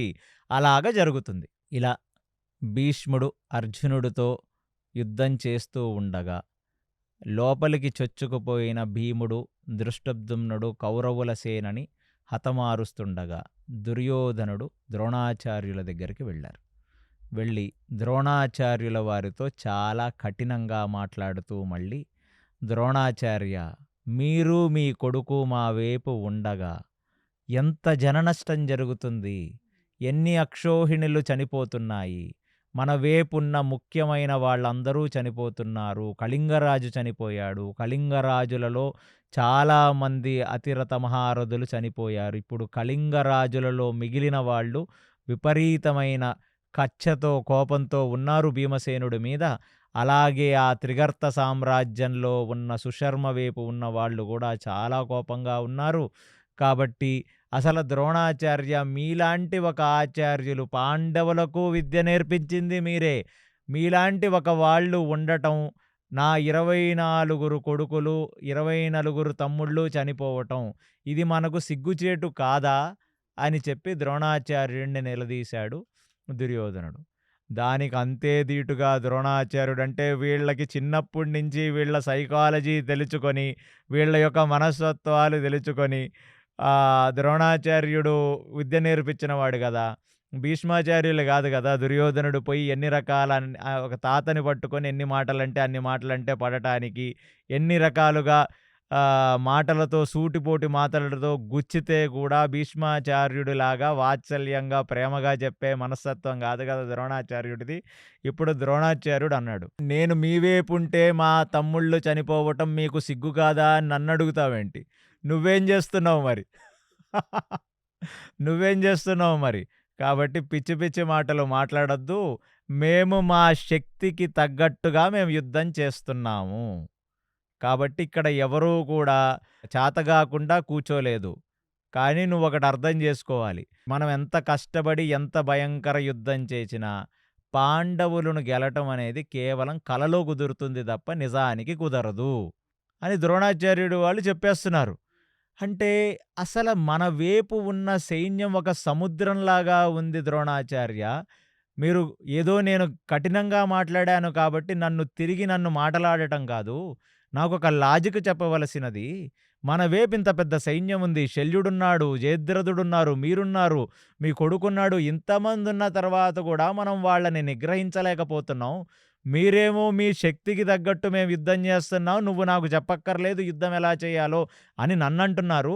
నాకు దయచేసి చెప్పవలసినది మరి ఇంత మొగతనము, ఇంత పరాక్రమము, ఇంత విద్య, ఇన్ని అస్త్రాలు, ఇన్ని శస్త్రాలు మరి వీటితో పనేమిటి అని. అప్పుడు ద్రోణాచార్యుడు దుర్యోధనుడిని చూచి, పాత్రత, మనం ఒక గుమ్మడికాయని కోసి ఆ గుమ్మడికాయ లోపల ఉన్నదాన్ని అంటే పాత్రత అంటే మీరు గోదావరికి ఒక చెంబుడు తీసుకెళ్తే చెంబుడు నీళ్ళొస్తాయి. ఒక బకెట్ తీసుకెళ్తే బకెట్ నీళ్ళొస్తాయి. ఒక గంగాళం తీసుకెళ్తే ఒక గంగాళం నీళ్ళొస్తాయి. ఒక స్పూను తీసుకెళ్తే స్పూన్లు నీళ్ళొస్తాయి. అంతే గదా! అలాగా మనం ఒక కూష్మాండాన్ని కోసి, కూష్మాండంలో ఉన్న గుజ్జంతా తీసి, కూష్మాండాన్ని తీసుకెళ్ళి నీళ్లు తీసుకొస్తే ఎన్ని నీళ్లు పడతాయి? కూష్మాండంలో పట్టినన్ని నీళ్ళే పడతాయి. అంతేగాని నేను కూష్మాండం తీసుకెళ్ళాను కాబట్టి నది మొత్తం నీళ్లు తీసుకురాలేను గదా! కాబట్టి మన లెవెల్ అంతే. మన పాత్రత ఇంతే. మనం ఇంతవరకే చేయగలం తప్ప ఇంతకంటే గొప్ప యుద్ధాన్ని చేసి మనం జయించలేము. దుర్యోధన, నీకు చిన్నప్పటి నుంచి బుద్ధి పెరగలేదయ్యా నీకు. భీముడు పాత్రత అది. సింగిల్ హ్యాండెడ్‌తో వేల మందిని చంపగలడు. ఆయన రథం మీద నించున్న దానికంటే రథం దిగి భూమి మీద నించుంటే ఇంకెక్కువ మందిని చంపగలడు. నీ పాత్రత అంటే మన చేతికున్న 5 వేళ్ళు ఒకలా ఉంటాయి చెప్పు నాయనా. ఒకటి పొడుగ్గాను, ఒకటి చిన్నదిగాను ఉంటుంది. అలాగే ఈ భగవత్ సృష్టిలో నీ పాత్రత ఇది, నా పాత్రత అది, పాండవుల పాత్రత అది. వాళ్ళలాగా మనం ఎలా అవ్వగలం చెప్పు? కుక్క చూచి నక్కవ్వాలనుకున్నా అవ్వగలుగుతుందా చెప్పు? అది దాని కర్మాధీనం అంతే. కాబట్టి నువ్వు అడిగిన ప్రశ్నకి లాజిక్కే లేదు. ఇంతమందుంటే ఏం లాభం? నీ వైపు ఏమన్నా ధర్మం ఉందా? మన వైపు పోనీ ఏమన్నా పరమాత్మ సాక్షాత్కారం కలగటానికి. ఒకటి వాళ్ళు మనకంటే పరాక్రమవంతులు. ఒకటి వాళ్ళ వైపు ధర్మం గూడా ఉంది. 2 తోడై వాళ్ళు డెడ్లీ విజృంభించి కాంబినేషన్ చంపేస్తున్నారు ఈ ఇది. కాంబినేషన్‌లో. నీ వైపేముంది? నీ పాత్రత తక్కువే. నీ దగ్గరున్న ధర్మము తక్కువే. కాబట్టి ఇంకొకసారొచ్చి అంటే ద్రోణాచార్యుడు ఇంత కఠినంగా ఎందుకు మాట్లాడుతున్నాడంటే వాళ్ళ తాతని చేసే హెరాస్మెంట్ ఆల్రెడీ ద్రోణాచార్యుడు చూస్తున్నాడు. అంటే ముసలోళ్ళిద్దరూ కలిసి క్యాంపులో కూర్చుంటున్నప్పుడు పాపం భీష్ముడు చెప్తున్నట్టున్నాడు, "వీడెక్కడ దొరికాడురా బాబు! వీడి వైపు యుద్ధం చేస్తుంటే రోజు వచ్చి చూటుమోటు మాటలతో గుచ్చుతున్నాడు వీడు." అంటే నిజంగా చెప్పాలంటే వీడన్న మాటలతో చచ్చిపోవడం కన్నా భీష్మాచార్యుడు అర్జునుడి యొక్క బాణాలతో చచ్చిపోవటమే మేలు ఒక రకంగా. కాబట్టి వీడినిలా వదిలేసామంటే వీడు మళ్ళీ మళ్ళీ నా వైపొస్తాడేమో అంటే వీడొక నార్సిసిస్ట్ దుర్యోధనుడు. వీడికి బదులివ్వకపోతే రేపొద్దున మళ్ళీ మళ్ళీ వచ్చి సూటిపోటి మాటలతో గుచ్చుతాడని చాలా కఠినంగా గురువు గదా! గురువుకి శిష్యుల్ని ఎలా హ్యాండిల్ చేయాలో తెలుసు కాబట్టి చెప్పేశాడు. అప్పుడు దుర్యోధనుడు అనుకుంటున్నాడు, కనీసం యుద్ధం చేస్తున్నప్పుడైనా మనం గెలుస్తామని చెప్పాలిరా నాయనా అవును నువ్వు. కదా!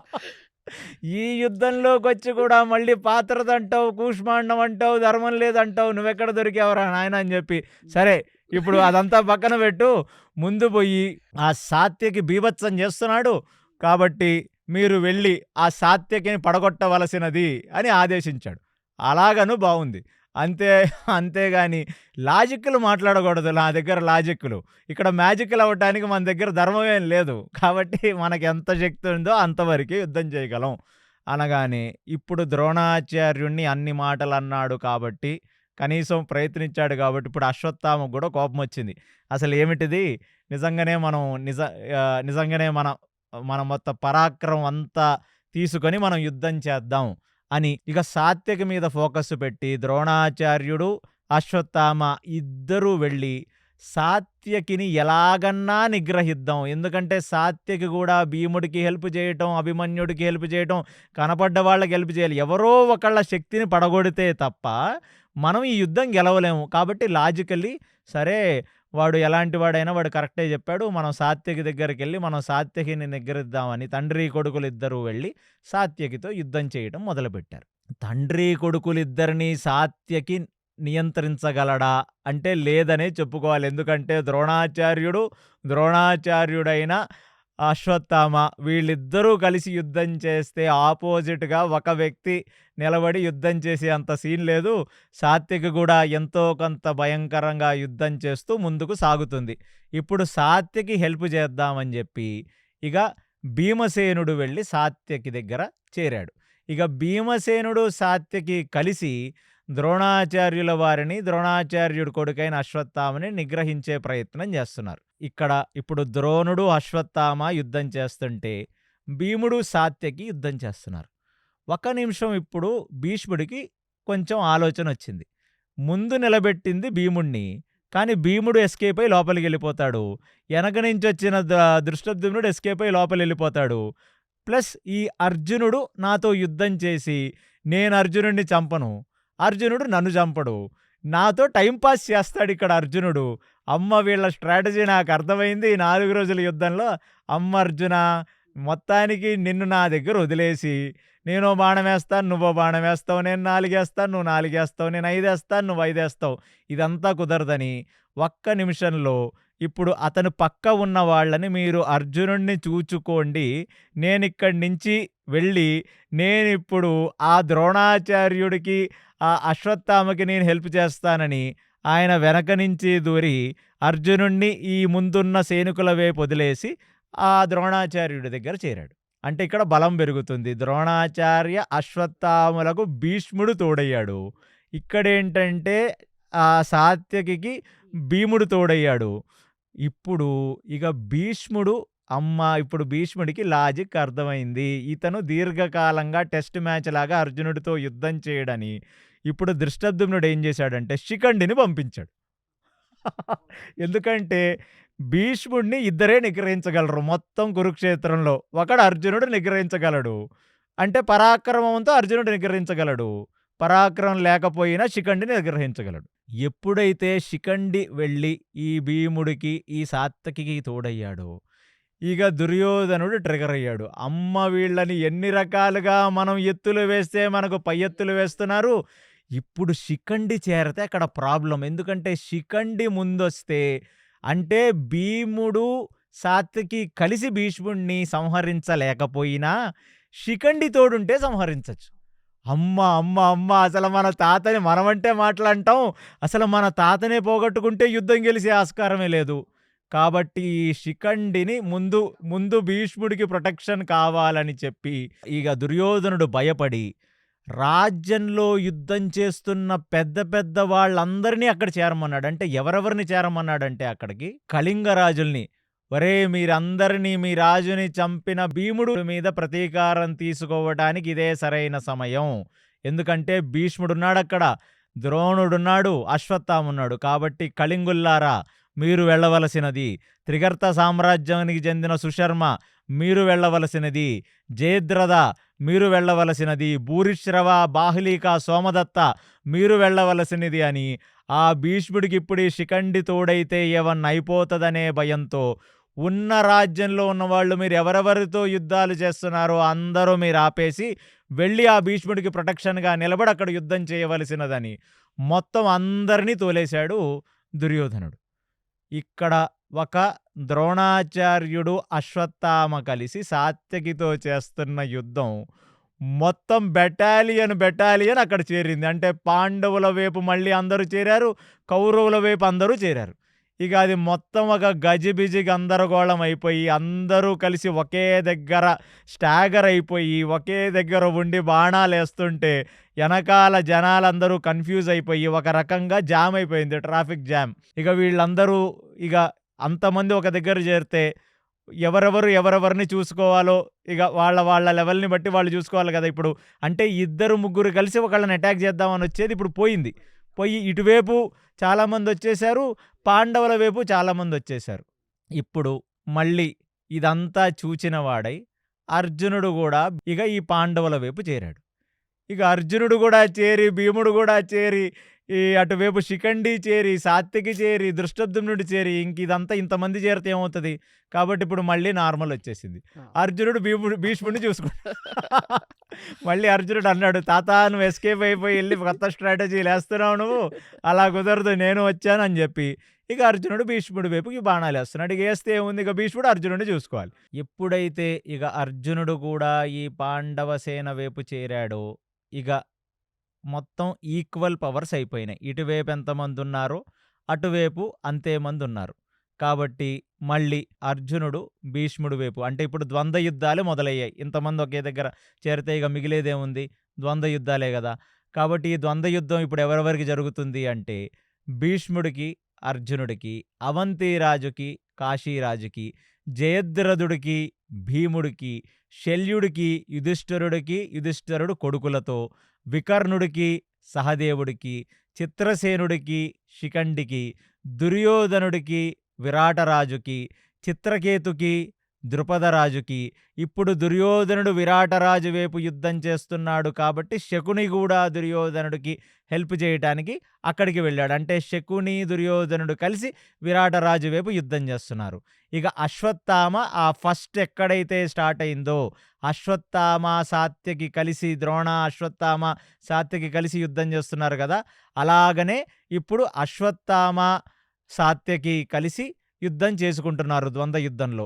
ఇక కృపాచార్యులు, కృతవర్మ కలిసి దృష్టద్యుమ్నుడితో యుద్ధం చేస్తున్నారు. ఇప్పుడు ఈ ద్వంద్వ యుద్ధం అంతా ఈ దుర్యోధనుడు యొక్క భయంతో ఎప్పుడైతే శిఖండి భీష్ముడి వైపుకు చేరిందో ఇక ఆ భీష్ముడిని కాపాడదామనుకొని యావత్ కౌరవుల్లో ఉన్న ముఖ్యమైన వాళ్ళందరినీ కూడా ఆ దుర్యోధనుడు అటువైపుకి ఎప్పుడైతే మోహరించాడో ఇక ద్వంద్వ యుద్ధాలు మొదలయ్యాయి. ఈ ద్వంద్వ యుద్ధాలు దీర్ఘకాలంగా సాగుతున్నాయి. ఇక ఒకటేమిటంటే ఈ ద్వంద్వ యుద్ధాల్లో శల్యుడికి, ఈ ధర్మరాజుకి జరుగుతున్న యుద్ధంలో శల్యుడు ఆ ధర్మరాజుని, యుధిష్ఠిరుణ్ణి, ఆ యుధిష్ఠిరుడు కొడుకులను భీకరంగా నిగ్రహించి చాలా అస్త్ర సంపదతో చాలా బాణాలను ధర్మరాజు వైపు శల్యుడు వేయటం గమనించిన వాడై అభిమన్యుడు ఇప్పుడు ధర్మరాజుకు హెల్ప్ చేయటానికి అభిమన్యుడు తోడయ్యాడు. ఇక భీష్ముడు, అర్జునుడు ఇక దీర్ఘకాలంగా యుద్ధం చేసుకుంటున్నారు. ఇక ఎప్పుడూ కూడా అర్జునుడితో భీష్ముడు యుద్ధం చేస్తే ఆ యుద్ధం ఒక టెస్ట్ మ్యాచ్ లాగా చాలాసేపు కొనసాగుతుంది.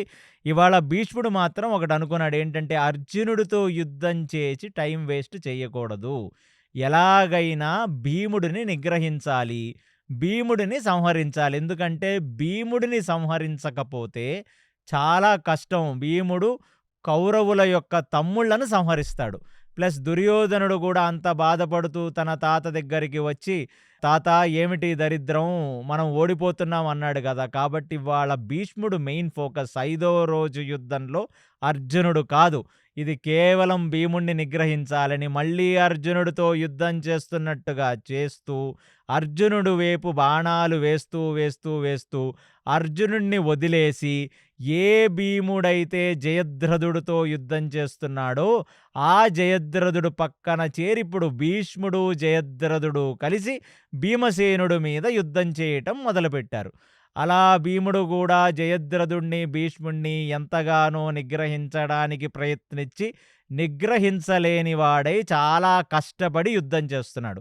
అలా జయద్రథుడు, భీష్ముడు కలిసి దీర్ఘకాలంగా భీమసేనుడిని రథం మీదే పెట్టి యుద్ధం చేస్తూ చేస్తూ మధ్యలో భీష్ముడు తన యొక్క పరాక్రమాన్ని చూపించటానికై ఒక గొప్ప బాణాన్ని భీముడు వేపుకు వేసి ఆ భీముడు యొక్క ధనస్సు విరిగిపోయేలా చేశాడు. ఇక భీష్ముడు, జయద్రథుడు కలిసి భీమసేనుడి మీద చేస్తున్న ఈ యుద్ధంలో మళ్ళీ భీముడి యొక్క ధనస్సు విరిగి భీముడు ఆ రథం మీద కూర్చుండిపోయాడు. ఆ టైములో ఆ భీముడు యొక్క యుద్ధాన్ని చూచి ఈ భీష్ముడిని, జయద్రథుడిని నిగ్రహించటానికై ఇక భీముణ్ణి ప్రొటెక్ట్ చేయటానికి సాత్యకి తను అశ్వత్థామతో యుద్ధం చేస్తూ చేస్తూ అశ్వత్థామని వదిలేసి ఇక ఆ భీష్ముడిని నిగ్రహించడానికై సాత్యకి ముందుకొచ్చాడు. ఇక భీముడు ఎప్పుడైతే రథం మీద కూర్చున్నాడో సాత్యకి ఎలాగన్నా భీష్ముణ్ణి నిగ్రహిద్దాం అనే ఒక ఆలోచనతో ఎన్నో వేల బాణాలను భీష్ముడి వైపుకు ప్రయోగిస్తూ ఒక విశేషమైన బాణాన్ని తీసి భీష్ముడు భయపడేటట్టుగా భీష్ముడి యొక్క కర్ణకుండలాన్ని, అంటే ఆయన యొక్క ఇయర్ రింగ్ వైపు ఆ బాణాన్ని వేస్తే ఆ భీష్ముడి యొక్క కర్ణానికి తగ్గించుకున్న ఆభరణం, ఆ కర్ణకుండలం విరిగి కింద పడింది. ఇది గమనించిన భీష్ముడు ఇప్పుడు భీముడిని ప్రొటెక్ట్ చేయటానికి సాత్యకి వచ్చినప్పుడల్లా ఏదో ఒకటి చేసి భీముడిని కాపాడుతున్నాడు. కానీ ఎట్టి పరిస్థితుల్లో ఇక భీముడిని సంహరించాలి లేదా నిగ్రహించాలి అని భీష్ముడు చాలా చిత్తశుద్ధితో ఈ సాత్యకి ఇక్కడి నుంచి తప్పించాలి అని మళ్ళీ కొన్ని బాణాలని భయంకరంగా సాత్యకి వైపుకి సంధించి ఒక విశేషమైన బాణం చేత సాత్యకి యొక్క రథసారథిని అతను కొట్టేశాడు. సాత్యకి రథసారథిని ఎప్పుడైతే భీష్ముడు కొట్టేశాడో సాత్యకి రథసారథి కింద పడిపోయిన వాడై, ఆ గుర్రాలు నేను ఇంతకు ముందే చెప్పాను, ఎవరైనా ఒక రథసారథి పడిపోయినట్లయితే ఆ గుర్రాలకి ఆ కళ్ళెం వదిలేసిన వాడై, ఆ గుర్రాలు అదుపు తప్పి లేదా ఆ గుర్రాలకు ఆ యుద్ధరంగం నుంచి బయటికి వెళ్ళిపోయే ట్రైనింగ్ ఇస్తాడని, అలా ఎప్పుడైతే సాత్యకి యొక్క రథసారథి చనిపోయాడో, కళ్ళెం వదిలేసి కింద పడిపోయాడో, ఆ గుర్రాలు కూడా భీకరమైన ఆవేశంతో మదించి ఆ యుద్ధరంగంలో పరిగెత్తుకుంటూ అక్కడ నుంచి భీష్ముడు ముందు నుంచి ఆ గుర్రాలు రథాన్ని తీసుకొని వెళ్ళిపోయాయి. ఇక మళ్ళీ ఇప్పుడు భీమసేనుడు, భీష్ముడు అక్కడ ద్వంద్వ యుద్ధంలో మిగిలారు. సాత్యకి ప్రొటెక్ట్ చేయటానికి వచ్చిన వాడై తన యొక్క రథసారథి చనిపోవటంతో ఆ భీష్ముడు వైపు యుద్ధం చెయ్యలేక ఆ యుద్ధ రణరంగం నుంచి బయటికి వెళ్ళిపోయాడు. ఎప్పుడైతే ఇక సాత్యకి ఆ రణరంగం నుంచి బయటికి వెళ్ళిపోయాడో ఇక భీముడు లేచి తన రథం మీద ఇంకొక ధనస్సుని తీసుకొని భీష్ముడితో భీకర యుద్ధం చేయటం మొదలుపెట్టాడు. భీష్ముడిని నిగ్రహించలేని వాడై చాలా ప్రయత్నిస్తూ భీముడు యుద్ధం చేస్తూనే ఉన్నాడు. అయినా సరే భీష్ముడిని ఎవరూ నిగ్రహించలేరు. కాబట్టి ఇప్పుడు భీముడికి ఎవరైనా హెల్ప్‌గా రావాలి. ఎందుకంటే భీష్ముడిని నిగ్రహించడం కేవలం భీముడి వల్ల కాదు. కాబట్టి ఆ ధృష్టద్యుమ్నుడు ఏం చేశాడంటే ఆ భీముడికి హెల్ప్‌గా ఇప్పుడు సోమకులని, అలాగే పాంచాల సైనికులని, కొన్ని వేల మంది సైనికులను పంపించాడు. ఇప్పుడు భీముడు ఈ సోమకులు, పాంచాల దేశం వాళ్ళు ఆ భీముడికి హెల్ప్ చేస్తుండగా ఇక భీముడు చాలా కష్టపడి భీష్ముడితో యుద్ధం చేస్తున్నాడు. కానీ భీష్ముడు మాత్రం భీముడి వైపుకి చాలా విపరీతమైన వాన పరంపర కురిపిస్తున్నాడు. భీష్ముడిని అన్ని రకాలుగా నిగ్రహించే ప్రయత్నం చేస్తున్నాడు. అయినా సరే తన తాత అయిన భీష్ముడిని ఎంతో కొంత నిగ్రహిద్దామనే ఒక ప్రయత్నంతో భీముడు చాలా కష్టపడి యుద్ధం చేస్తున్నాడు. ఇక భీముడి యొక్క కష్టాన్ని చూసిన వాడై ధృష్టద్యుమ్నుడు ఇప్పుడు సాత్యకి వెళ్ళిపోయాడు కాబట్టి ఇక ధృష్టద్యుమ్నుడు హెల్ప్ చేద్దామని చెప్పి భీముడితో చేరాడు. ఇప్పుడు భీముడు, ధృష్టద్యుమ్నుడు, పాంచాల సైన్యం, సోమక సైన్యం ఈ నలుగురు కలిసి భీష్ముడితో యుద్ధం చేస్తున్నారు. ఆ నలుగురు కలిసి యుద్ధం చేసినా భీష్ముడిని నిగ్రహించలేకపోతున్నారు. కానీ ఎంతో కొంత ప్రయత్నపూర్వకంగా యుద్ధం చేస్తున్నారు. ఇదిలా జరుగుతుంటే ఈ భీష్ముడికి, భీముడికి యుద్ధం ఇలా జరుగుతుంటే అక్కడ వదిలేసి వచ్చేసాడు కదా అర్జునుడిని. ఇక అర్జునుడు కూడా వెళ్ళి భీముడికి హెల్ప్ చేద్దాం దృష్టద్యుమ్నుడితో. ఎందుకంటే అటువైపు కేవలం భీష్ముడు మాత్రమే ఉన్నాడు. వీళ్ళందరినీ కూడా భయంకరంగా నిగ్రహిస్తున్నాడు. కాబట్టి దృష్టద్యుమ్నుడు, భీముడు కూడా చాలా కష్టపడితే గాని భీష్ముడిని నిగ్రహించలేకపోతున్నారన్న విషయాన్ని తెలుసుకొని అర్జునుడు ఆ భీముడికి, దృష్టద్యుమ్నుడికి హెల్ప్ చేద్దామని చెప్పి తన రథాన్ని వేగంగా అటువైపుకు పోనిస్తున్నాడు. ఇప్పుడు ఇది గమనించిన వాడై దుర్యోధనుడు ఆ అర్జునుడు మళ్ళీ వెళ్ళి భీష్ముడితో యుద్ధం చేసినట్లయితే అర్జునుడు భీష్ముడిని నిగ్రహించగలడు. కాబట్టి ఇక అశ్వత్థామ నువ్వు వెళ్ళి అర్జునుడు వాళ్లకు హెల్ప్ చేయకుండా మధ్యలోనే ఆపి అశ్వత్థామను అర్జునుడిని ఆపవలసినది అని అశ్వత్థామను పంపించాడు. ఇక అశ్వత్థామ కూడా అర్జునుడు అటువైపు పరిగెడుతూ ఉంటే మధ్యలో తీసుకొని వచ్చి ఆ దృష్టద్యుమ్నుడికి, భీముడికి, ఆ అర్జునుడికి మధ్యలో తన రథాన్ని పెట్టి అశ్వత్థామ అర్జునుడితో భీకర యుద్ధం చేస్తున్నాడు. ఇక అర్జునుడిని ఎలాగన్నా ఇవాళ ఎంతో కొంత గాయపరచాలి, ఎంతో కొంత నిగ్రహించాలి. ఎందుకంటే అశ్వత్థామ కూడా ద్రోణాచార్యుడి దగ్గర అర్జునుడితో ఈక్వల్గా అస్త్రశస్త్రాలు తీసుకున్నవాడే. కాబట్టి తన గురువు గారిని గుర్తు తెచ్చుకొని భీకరమైన యుద్ధం అర్జునుడితో చేస్తున్నాడు. అర్జునుడేమో అటు దృష్టద్యుమ్నుడు, భీముడు ఇద్దరు కలిసి కూడా భీష్మాచార్యుల వారిని నిగ్రహించలేక చాలా కష్టపడి యుద్ధం చేసి అలుస్తున్నారు. కాబట్టి ఖచ్చితంగా అశ్వత్థామని ఇక్కడ నిగ్రహించి ఇక్కడ ఓడిస్తే తప్ప నేను ముందుకు వెళ్ళలేను అని ఇక అర్జునుడు ఒక విశేషమైన బాణం చేత అశ్వత్థామ యొక్క ధనస్సు విరిచేస్తాడు. ఎప్పుడైతే అశ్వత్థామ యొక్క ధనస్సు అర్జునుడు విరిచేశాడో ఇక అశ్వత్థామ భీకరమైన కోపం వచ్చిన వాడై తన ఓటమిని అంగీకరించలేని ఒక విపరీతమైన కోపంతో, ఆ క్రోధంతో ఆవిరి కక్కుతూ తన యొక్క ముక్కు నుంచి, నోటి నుంచి కోపంతో, రౌద్రంతో చూస్తూ ఆవిరి కక్కుతూ ఇంకొక ధనస్సును తీసి కొన్ని వేల బాణాలు అర్జునుడి వైపు, ఆ అర్జునుడు రథసారథైన కృష్ణుడి వైపు ఇంకొన్ని వందల బాణాలు ఇటువైపు వేశాడు.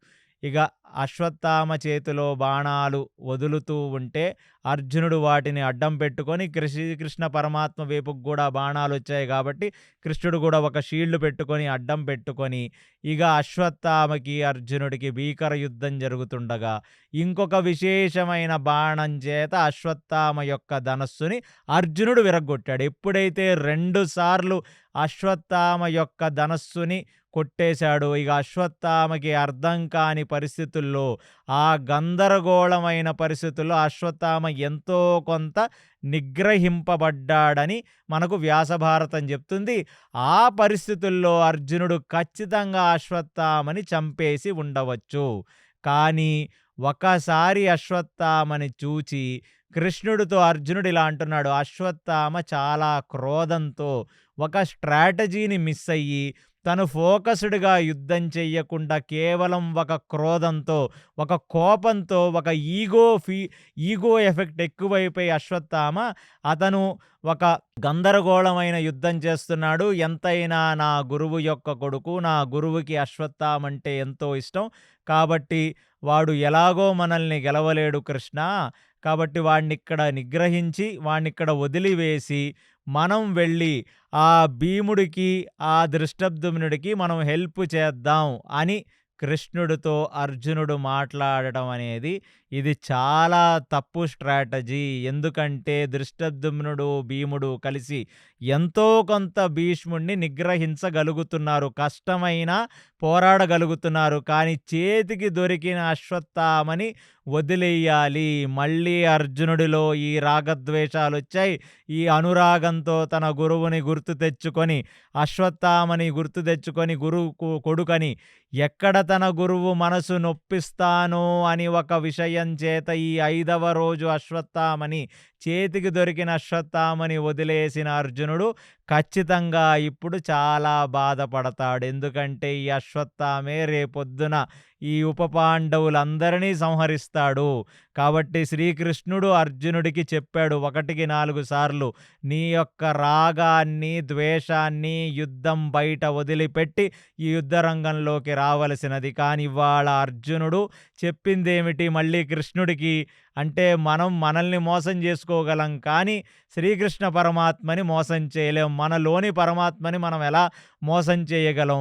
కేవలం దృష్టద్యుమ్నుడు, భీముడు ఒంటరి వాళ్ళైపోయారు. భీష్ముడితో చాలా కష్టపడి యుద్ధం చేస్తున్నారు అని ఒక ఉద్దేశాన్ని కృష్ణుడికి వ్యక్తపరిచి అశ్వత్థామని వదిలేసి మనం ముందుకు వెళ్ళి భీష్ముడికి, దృష్టద్యుమ్నుడికి సహాయం చేద్దాం అని చెప్పగానే ఒక నవ్వు నవ్విన వాడై కృష్ణుడు ఆ రథాన్ని అశ్వత్థామ ముందు నుంచి భీష్ముడికి, దృష్టద్యుమ్నుడికి హెల్ప్ చేయటానికి తీసుకువెళ్ళాడు. అశ్వత్థామని నిగ్రహించిన వాడై అర్జునుడు ఆ భీమసేనుడికి, దృష్టద్యుమ్నుడికి హెల్ప్ చేయటానికి, ఆ భీష్ముడితో జరిగే ఈ భీకర యుద్ధంలో పాల్గొనడానికి అర్జునుడు కూడా చేరాడు. ఇక ఎప్పుడైతే అర్జునుడు ఈ భీముడికి, దృష్టద్యుమ్నుడికి హెల్ప్ చేద్దామని చేరాడో, తన తాతకు హెల్ప్ చేద్దామని చెప్పి దుర్యోధనుడు వెళ్ళి భీష్ముడి పక్కన నించున్నాడు. ఎందుకంటే ఇప్పుడు భీష్ముడు, దుర్యోధనుడు కలిసి కౌరవుల వైపు నుంచి యుద్ధం చేస్తూ ఉంటే, దృష్టద్యుమ్నుడు, భీముడు, అర్జునుడు కలిసి ఒక వైపు నుంచి యుద్ధం చేస్తున్నారు. ఇది గమనించిన వాడై ఇక ఈ దుర్యోధనుడు, భీష్ముడు కలిసి వీళ్ళందరితో యుద్ధం చేస్తున్నారని అక్కడికి ద్రోణాచార్యుల వారు కూడా చేరారు. ఇప్పుడు ద్రోణాచార్య, భీష్మ, దుర్యోధన ఈ ముగ్గురు కలిసి భీమ, దృష్టద్యుమ్న, అర్జునులతో యుద్ధం చేస్తున్నారు. ఇది ఇక్కడ యుద్ధం ఇలా జరుగుతూ ఉండగా అభిమన్యుడు కూడా ఇక వెళ్ళి తన తండ్రి పక్కన నించోని యుద్ధం చేద్దాం అని అర్జునుడు వైపుకు బయలుదేరి అభిమన్యుడు వెళ్తున్నాడు. అభిమన్యుడు వెళ్తున్నప్పుడు మధ్యలో అభిమన్యుడిని అడ్డుకున్నాడు లక్ష్మణ కుమారుడు. లక్ష్మణ కుమారుడు ఎవరయ్యా అంటే ఇక్కడ దుర్యోధనుడు యొక్క కొడుకు. అభిమన్యుడికి, లక్ష్మణ కుమారుడికి భీకర యుద్ధం జరుగుతుంది. తన తండ్రి ఎలాగో భీముణ్ణి నిగ్రహించగలడు, తన తండ్రితో పాటు అక్కడ భీష్ముడు కూడా ఉన్నాడు. ఇప్పుడు అభిమన్యుడు శక్తి మళ్ళీ పోయి అర్జునుడికి తోడు కాకూడదు, భీముడికి తోడు కాకూడదని అనుకున్నవాడై తన శక్తికి మించి లక్ష్మణ కుమారుడు ఆ రోజు అభిమన్యుడితో చాలా భయంకరమైన యుద్ధం చేసి అభిమన్యుణ్ణి చాలా వరకు నిగ్రహించి ముందుకు వెళ్ళనివ్వకుండా నిలిపాడు చాలాసేపు. ఇక అభిమన్యుడు ఎలాగైనా వెళ్ళి తన తండ్రికి హెల్ప్ చేద్దాం, తన తండ్రి వైపు యుద్ధం చేద్దాం, భీముడి వైపు యుద్ధం చేద్దామని ఇక లక్ష్మణ కుమారుడిని ఎలాగైనా ఇవాళ సంహరిద్దామని చెప్పి ఆ లక్ష్మణ కుమారుడి యొక్క రథచక్రం వైపు తన బాణాలేసి ఆ రథాన్ని విరగ్గొట్టేశాడు. తర్వాత లక్ష్మణ కుమారుడు యొక్క ధనస్సుని విరగ్గొట్టాడు. ఇక రథం దూకిన వాడే లక్ష్మణ కుమారుడు కొత్త ధనస్సుని తీసుకొని ఆ నేల మీద నించొని రథము లేక లక్ష్మణ కుమారుడు అభిమన్యుడు వైపు బాణాలేస్తున్నాడు. ఇక రథము దిగి నేల మీద నించున్న లక్ష్మణ కుమారుడుని ఖచ్చితంగా అభిమన్యుడు సంహరించేస్తాడన్న సంగతి తెలుసుకొని ఎంతైనా దుర్యోధనుడు నిన్ననే తన యొక్క తమ్ముళ్లను కోల్పోయాడు, ఇవాళ లక్ష్మణ కుమారుడిని కూడా కోల్పోతే చాలా డీమోటివేట్ అయిపోతాడు, చాలా బాధపడతాడని ఆ కింద నించొని యుద్ధం చేస్తున్న లక్ష్మణ కుమారుణ్ణి కాపాడటానికి కృపాచార్యుల వారు తన రథాన్ని తీసుకొని వచ్చి ఆ లక్ష్మణ కుమారుడు చెయ్యి పట్టుకొని ఆ రథంలోకి లాగి ఆ రథాన్ని అక్కడి నుంచి లెఫ్ట్ తిప్పేసి తీసుకెళ్ళిపోతాడు. అభిమన్యుడు ముందు నుంచి తీసుకెళ్ళిపోతాడు. ఒక్క క్షణం అభిమన్యుడు లక్ష్మణ కుమారుణ్ణి సంహరిద్దాం ఇక బాణాలు వేసి అతను కింద నించున్నాడన్న తరుణంలో ఒక డేగ కుందేలు నెత్తుకెళ్ళిపోయినట్టుగా కృపాచార్యుల వారి రథం కృపాచార్యులు వచ్చి ఆ లక్ష్మణ కుమారుణ్ణి కాపాడి తీసుకువెళ్ళిపోవడంతో అభిమన్యుడు నిర్ఘాంతపోయి చూస్తాడు. ఇక అభిమన్యుడు వెళ్ళాడు. తన తండ్రి అర్జునుడు, భీముడు, దృష్టద్యుమ్నుడు కలిసి యుద్ధం చేస్తుండగా వాళ్ళకి హెల్ప్ చేయటం మొదలుపెట్టాడు. ఇటువైపు భీష్ముడు ఇంకా పేట్రేగిపోయి భీష్ముడితో ద్రోణాచార్యులు కూడా తోడై, దాని తర్వాత వాళ్ళిద్దరి పక్కన దుర్యోధనుడు తోడై ఇక భీముడిని, అర్జునుడిని, దృష్టద్యుమ్నుడిని భయంకరంగా నిగ్రహిస్తూ అక్కడ భీకరమైన వానల వర్షం పడుతుంది. అటువైపున్న సైనికులు, ఇటువైపున్న సైనికులు కూడా పిట్టల్లాగా రాలిపోతున్నారు. 2 శక్తులు ఒకే రకంగా ఉన్నాయి. ద్రోణ, భీష్మ, దుర్యోధన వర్సెస్ అర్జున, దృష్టద్యుమ్న, భీమ. ఈ 2 శక్తులు ఒకటే రకంగా ఉన్నాయి. దీర్ఘకాలంగా యుద్ధం జరుగుతుంది. ఇక యుద్ధం ముగిసే లోపల ఆ రోజు యుద్ధంలో ఎవరో ఒకళ్ళు పైచేయిగా లేరు. కాబట్టి ఇక సాత్యకి ఆయన చేస్తున్న యుద్ధాన్ని మానేసి అక్కడ నుంచి ఇక భీష్ముడికి అర్జునుడి వైపు యుద్ధం చేద్దామని సాత్యకి తన యొక్క రథాన్ని వీళ్ళ వైపుకు పోనిస్తున్నాడు. ఆ సాత్యకి కూడా వచ్చి ఎప్పుడైతే అర్జున, దృష్టద్యుమ్న, భీములకి సహాయంగా నిలుస్తాడో అటువైపు శక్తి పెరుగుతుందన్న సంగతి తెలుసుకున్నవాడై 10,000 గుర్రాల యొక్క సైన్యాన్ని దుర్యోధనుడు సాత్యకిని నిగ్రహించవలసినదని ఆదేశించగా ఒకేసారి సాత్యకి వస్తుండగా 10,000 అశ్వసేన 10,000 మంది ఒక్కసారిగా వచ్చి సాత్యకిని అడ్డుకునే ప్రయత్నం చేస్తే ఇక సాత్యకి ఎలాగైనా తొందరగా వెళ్ళిపోవాలి, ఎందుకంటే సంధ్యా సమయం వచ్చేస్తుందని తెలుసుకొని ఒక విశేషమైన అస్త్రాన్ని ఆయన మంత్రించి ఆ అస్త్రాన్ని వేస్తే 10,000 మంది ఒకేసారి చనిపోయారన్నట్టుగా మనకి 5వ రోజు యుద్ధంలో వ్యాస భగవానులు వారు చెప్తున్నారు.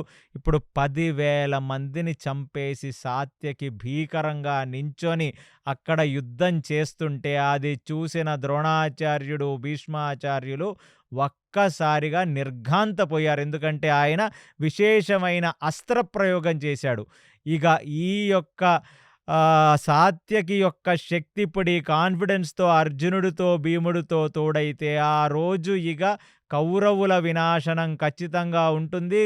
పాండవుల పైచేయి ఉంటుందని చెప్పి ఇక దుర్యోధనుడు వెళ్ళి బాహ్లీక, సోమదత్త, భూరిశ్రవ వీళ్ళ ముగ్గురిని సాత్యకిని నియంత్రించవలసినది, సాత్యకిని ఎలాగన్నా ఆపవలసినదని ఆదేశించాడు. ఇక అది చూచి సాత్యకి వైపు భూరిశ్రవ, సోమదత్తులు భీకర యుద్ధం చేశారు. ఎంతసేపటికి సాత్యకిని ఆ అర్జునుడి వైపు, భీముడి వైపు వెళ్ళనివ్వకుండా నిగ్రహిస్తూనే ఉన్నారు. ఇక సాత్యకి కూడా అలిసిన వాడై సాత్యకి తన కొడుకులను పిలవగా సాత్యకి హెల్ప్గా సాత్యకి కొడుకులు వచ్చారు. ఇక భూరిశ్రవ, సోమదత్తులతో సాత్యకి కొడుకులు కలిసి ఇక భీకరమైన యుద్ధం చేస్తుండగా భూరిశ్రవ, సోమదత్తులు భీకర యుద్ధం చేసి ఎప్పుడైతే సాత్యకిని నియంత్రించడానికి ప్రయత్నిస్తున్నారో ఇక సాత్యకి కొడుకులు కూడా పేట్రేగి భీకరమైన వానవృష్టి వాళ్ళ వేపుకి వేస్తున్నారు. ఇక సోమదత్త, భూరిశ్రవులు చూచి వాళ్ళు ఒక డిఫరెంట్ స్ట్రాటజీని వేసి సోమదత్తుడు సాత్యకిని నిగ్రహిస్తుండగా ఇక భూరిశ్రవ తన యొక్క స్పెషల్ ఆయుధాన్ని అంటే ఒక స్పెషల్ బాణాన్ని తీసి సాత్యకి యొక్క 10 మంది కొడుకులను సంహరించినట్టుగా వ్యాసభారతం చెప్తుంది.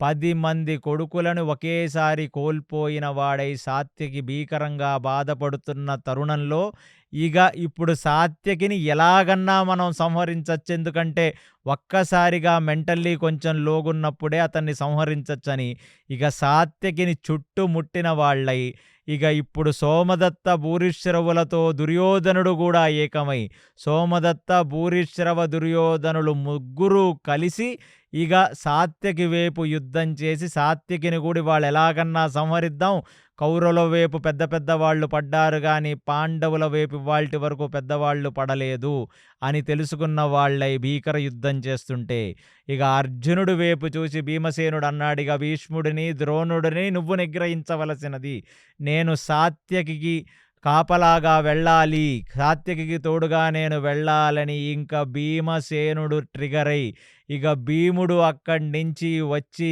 సాత్యకి పక్కన నించొని ఆ సాత్యకితో పాటు భీకరంగా యుద్ధము చేసి బాణాల మీద బాణాలు సాత్యకిని వేస్తుంటే సాత్యకి ఇప్పుడు భీమసేనుడు చెప్పాడు, ఇక నువ్వు బాణముల చేత ఈ సోమదత్తుడిని, భూరిశ్రవుని నువ్వు కంట్రోల్ చేస్తే నేనిగ యుద్ధ రణరంగంలోకి దూకి తండ్రి కొడుకులిద్దరినీ చంపుతాను నేను సోమదత్తుణ్ణి భూరిశ్రవని. కాబట్టి నీ కొడుకులను సంహరించిన భూరిశ్రవుని ఇవాళ ఈ సంధ్యా సమయం అయిపోయే లోపల నేను సంహరిస్తానని తన గదను తీసుకొని సాత్యకి భూరిశ్రవ సోమదత్తుల వైపుకి భీకరమైన బాణాలు వేసి వాళ్ళని నిగ్రహిస్తుండగా భీమసేనుడు ఆ యుద్ధ రణరంగంలోకి దూకాడు. అది ఆయన యుద్ధ రణరంగంలోకి దూకటం, ఆ సూర్యుడు అస్తమించటం రెండూ ఒకేసారి జరుగుతున్నాయి. అది గమనించిన వాడు ఇప్పుడు భీష్మాచార్యులు తన శంఖాన్ని పూరించి ఆ రోజు అక్కడ జరుగుతున్న యుద్ధం ఇక ఆపివేయవలసినది అని ఒక హెచ్చరికగా తన యొక్క శంఖనాదాన్ని పూరించాడు.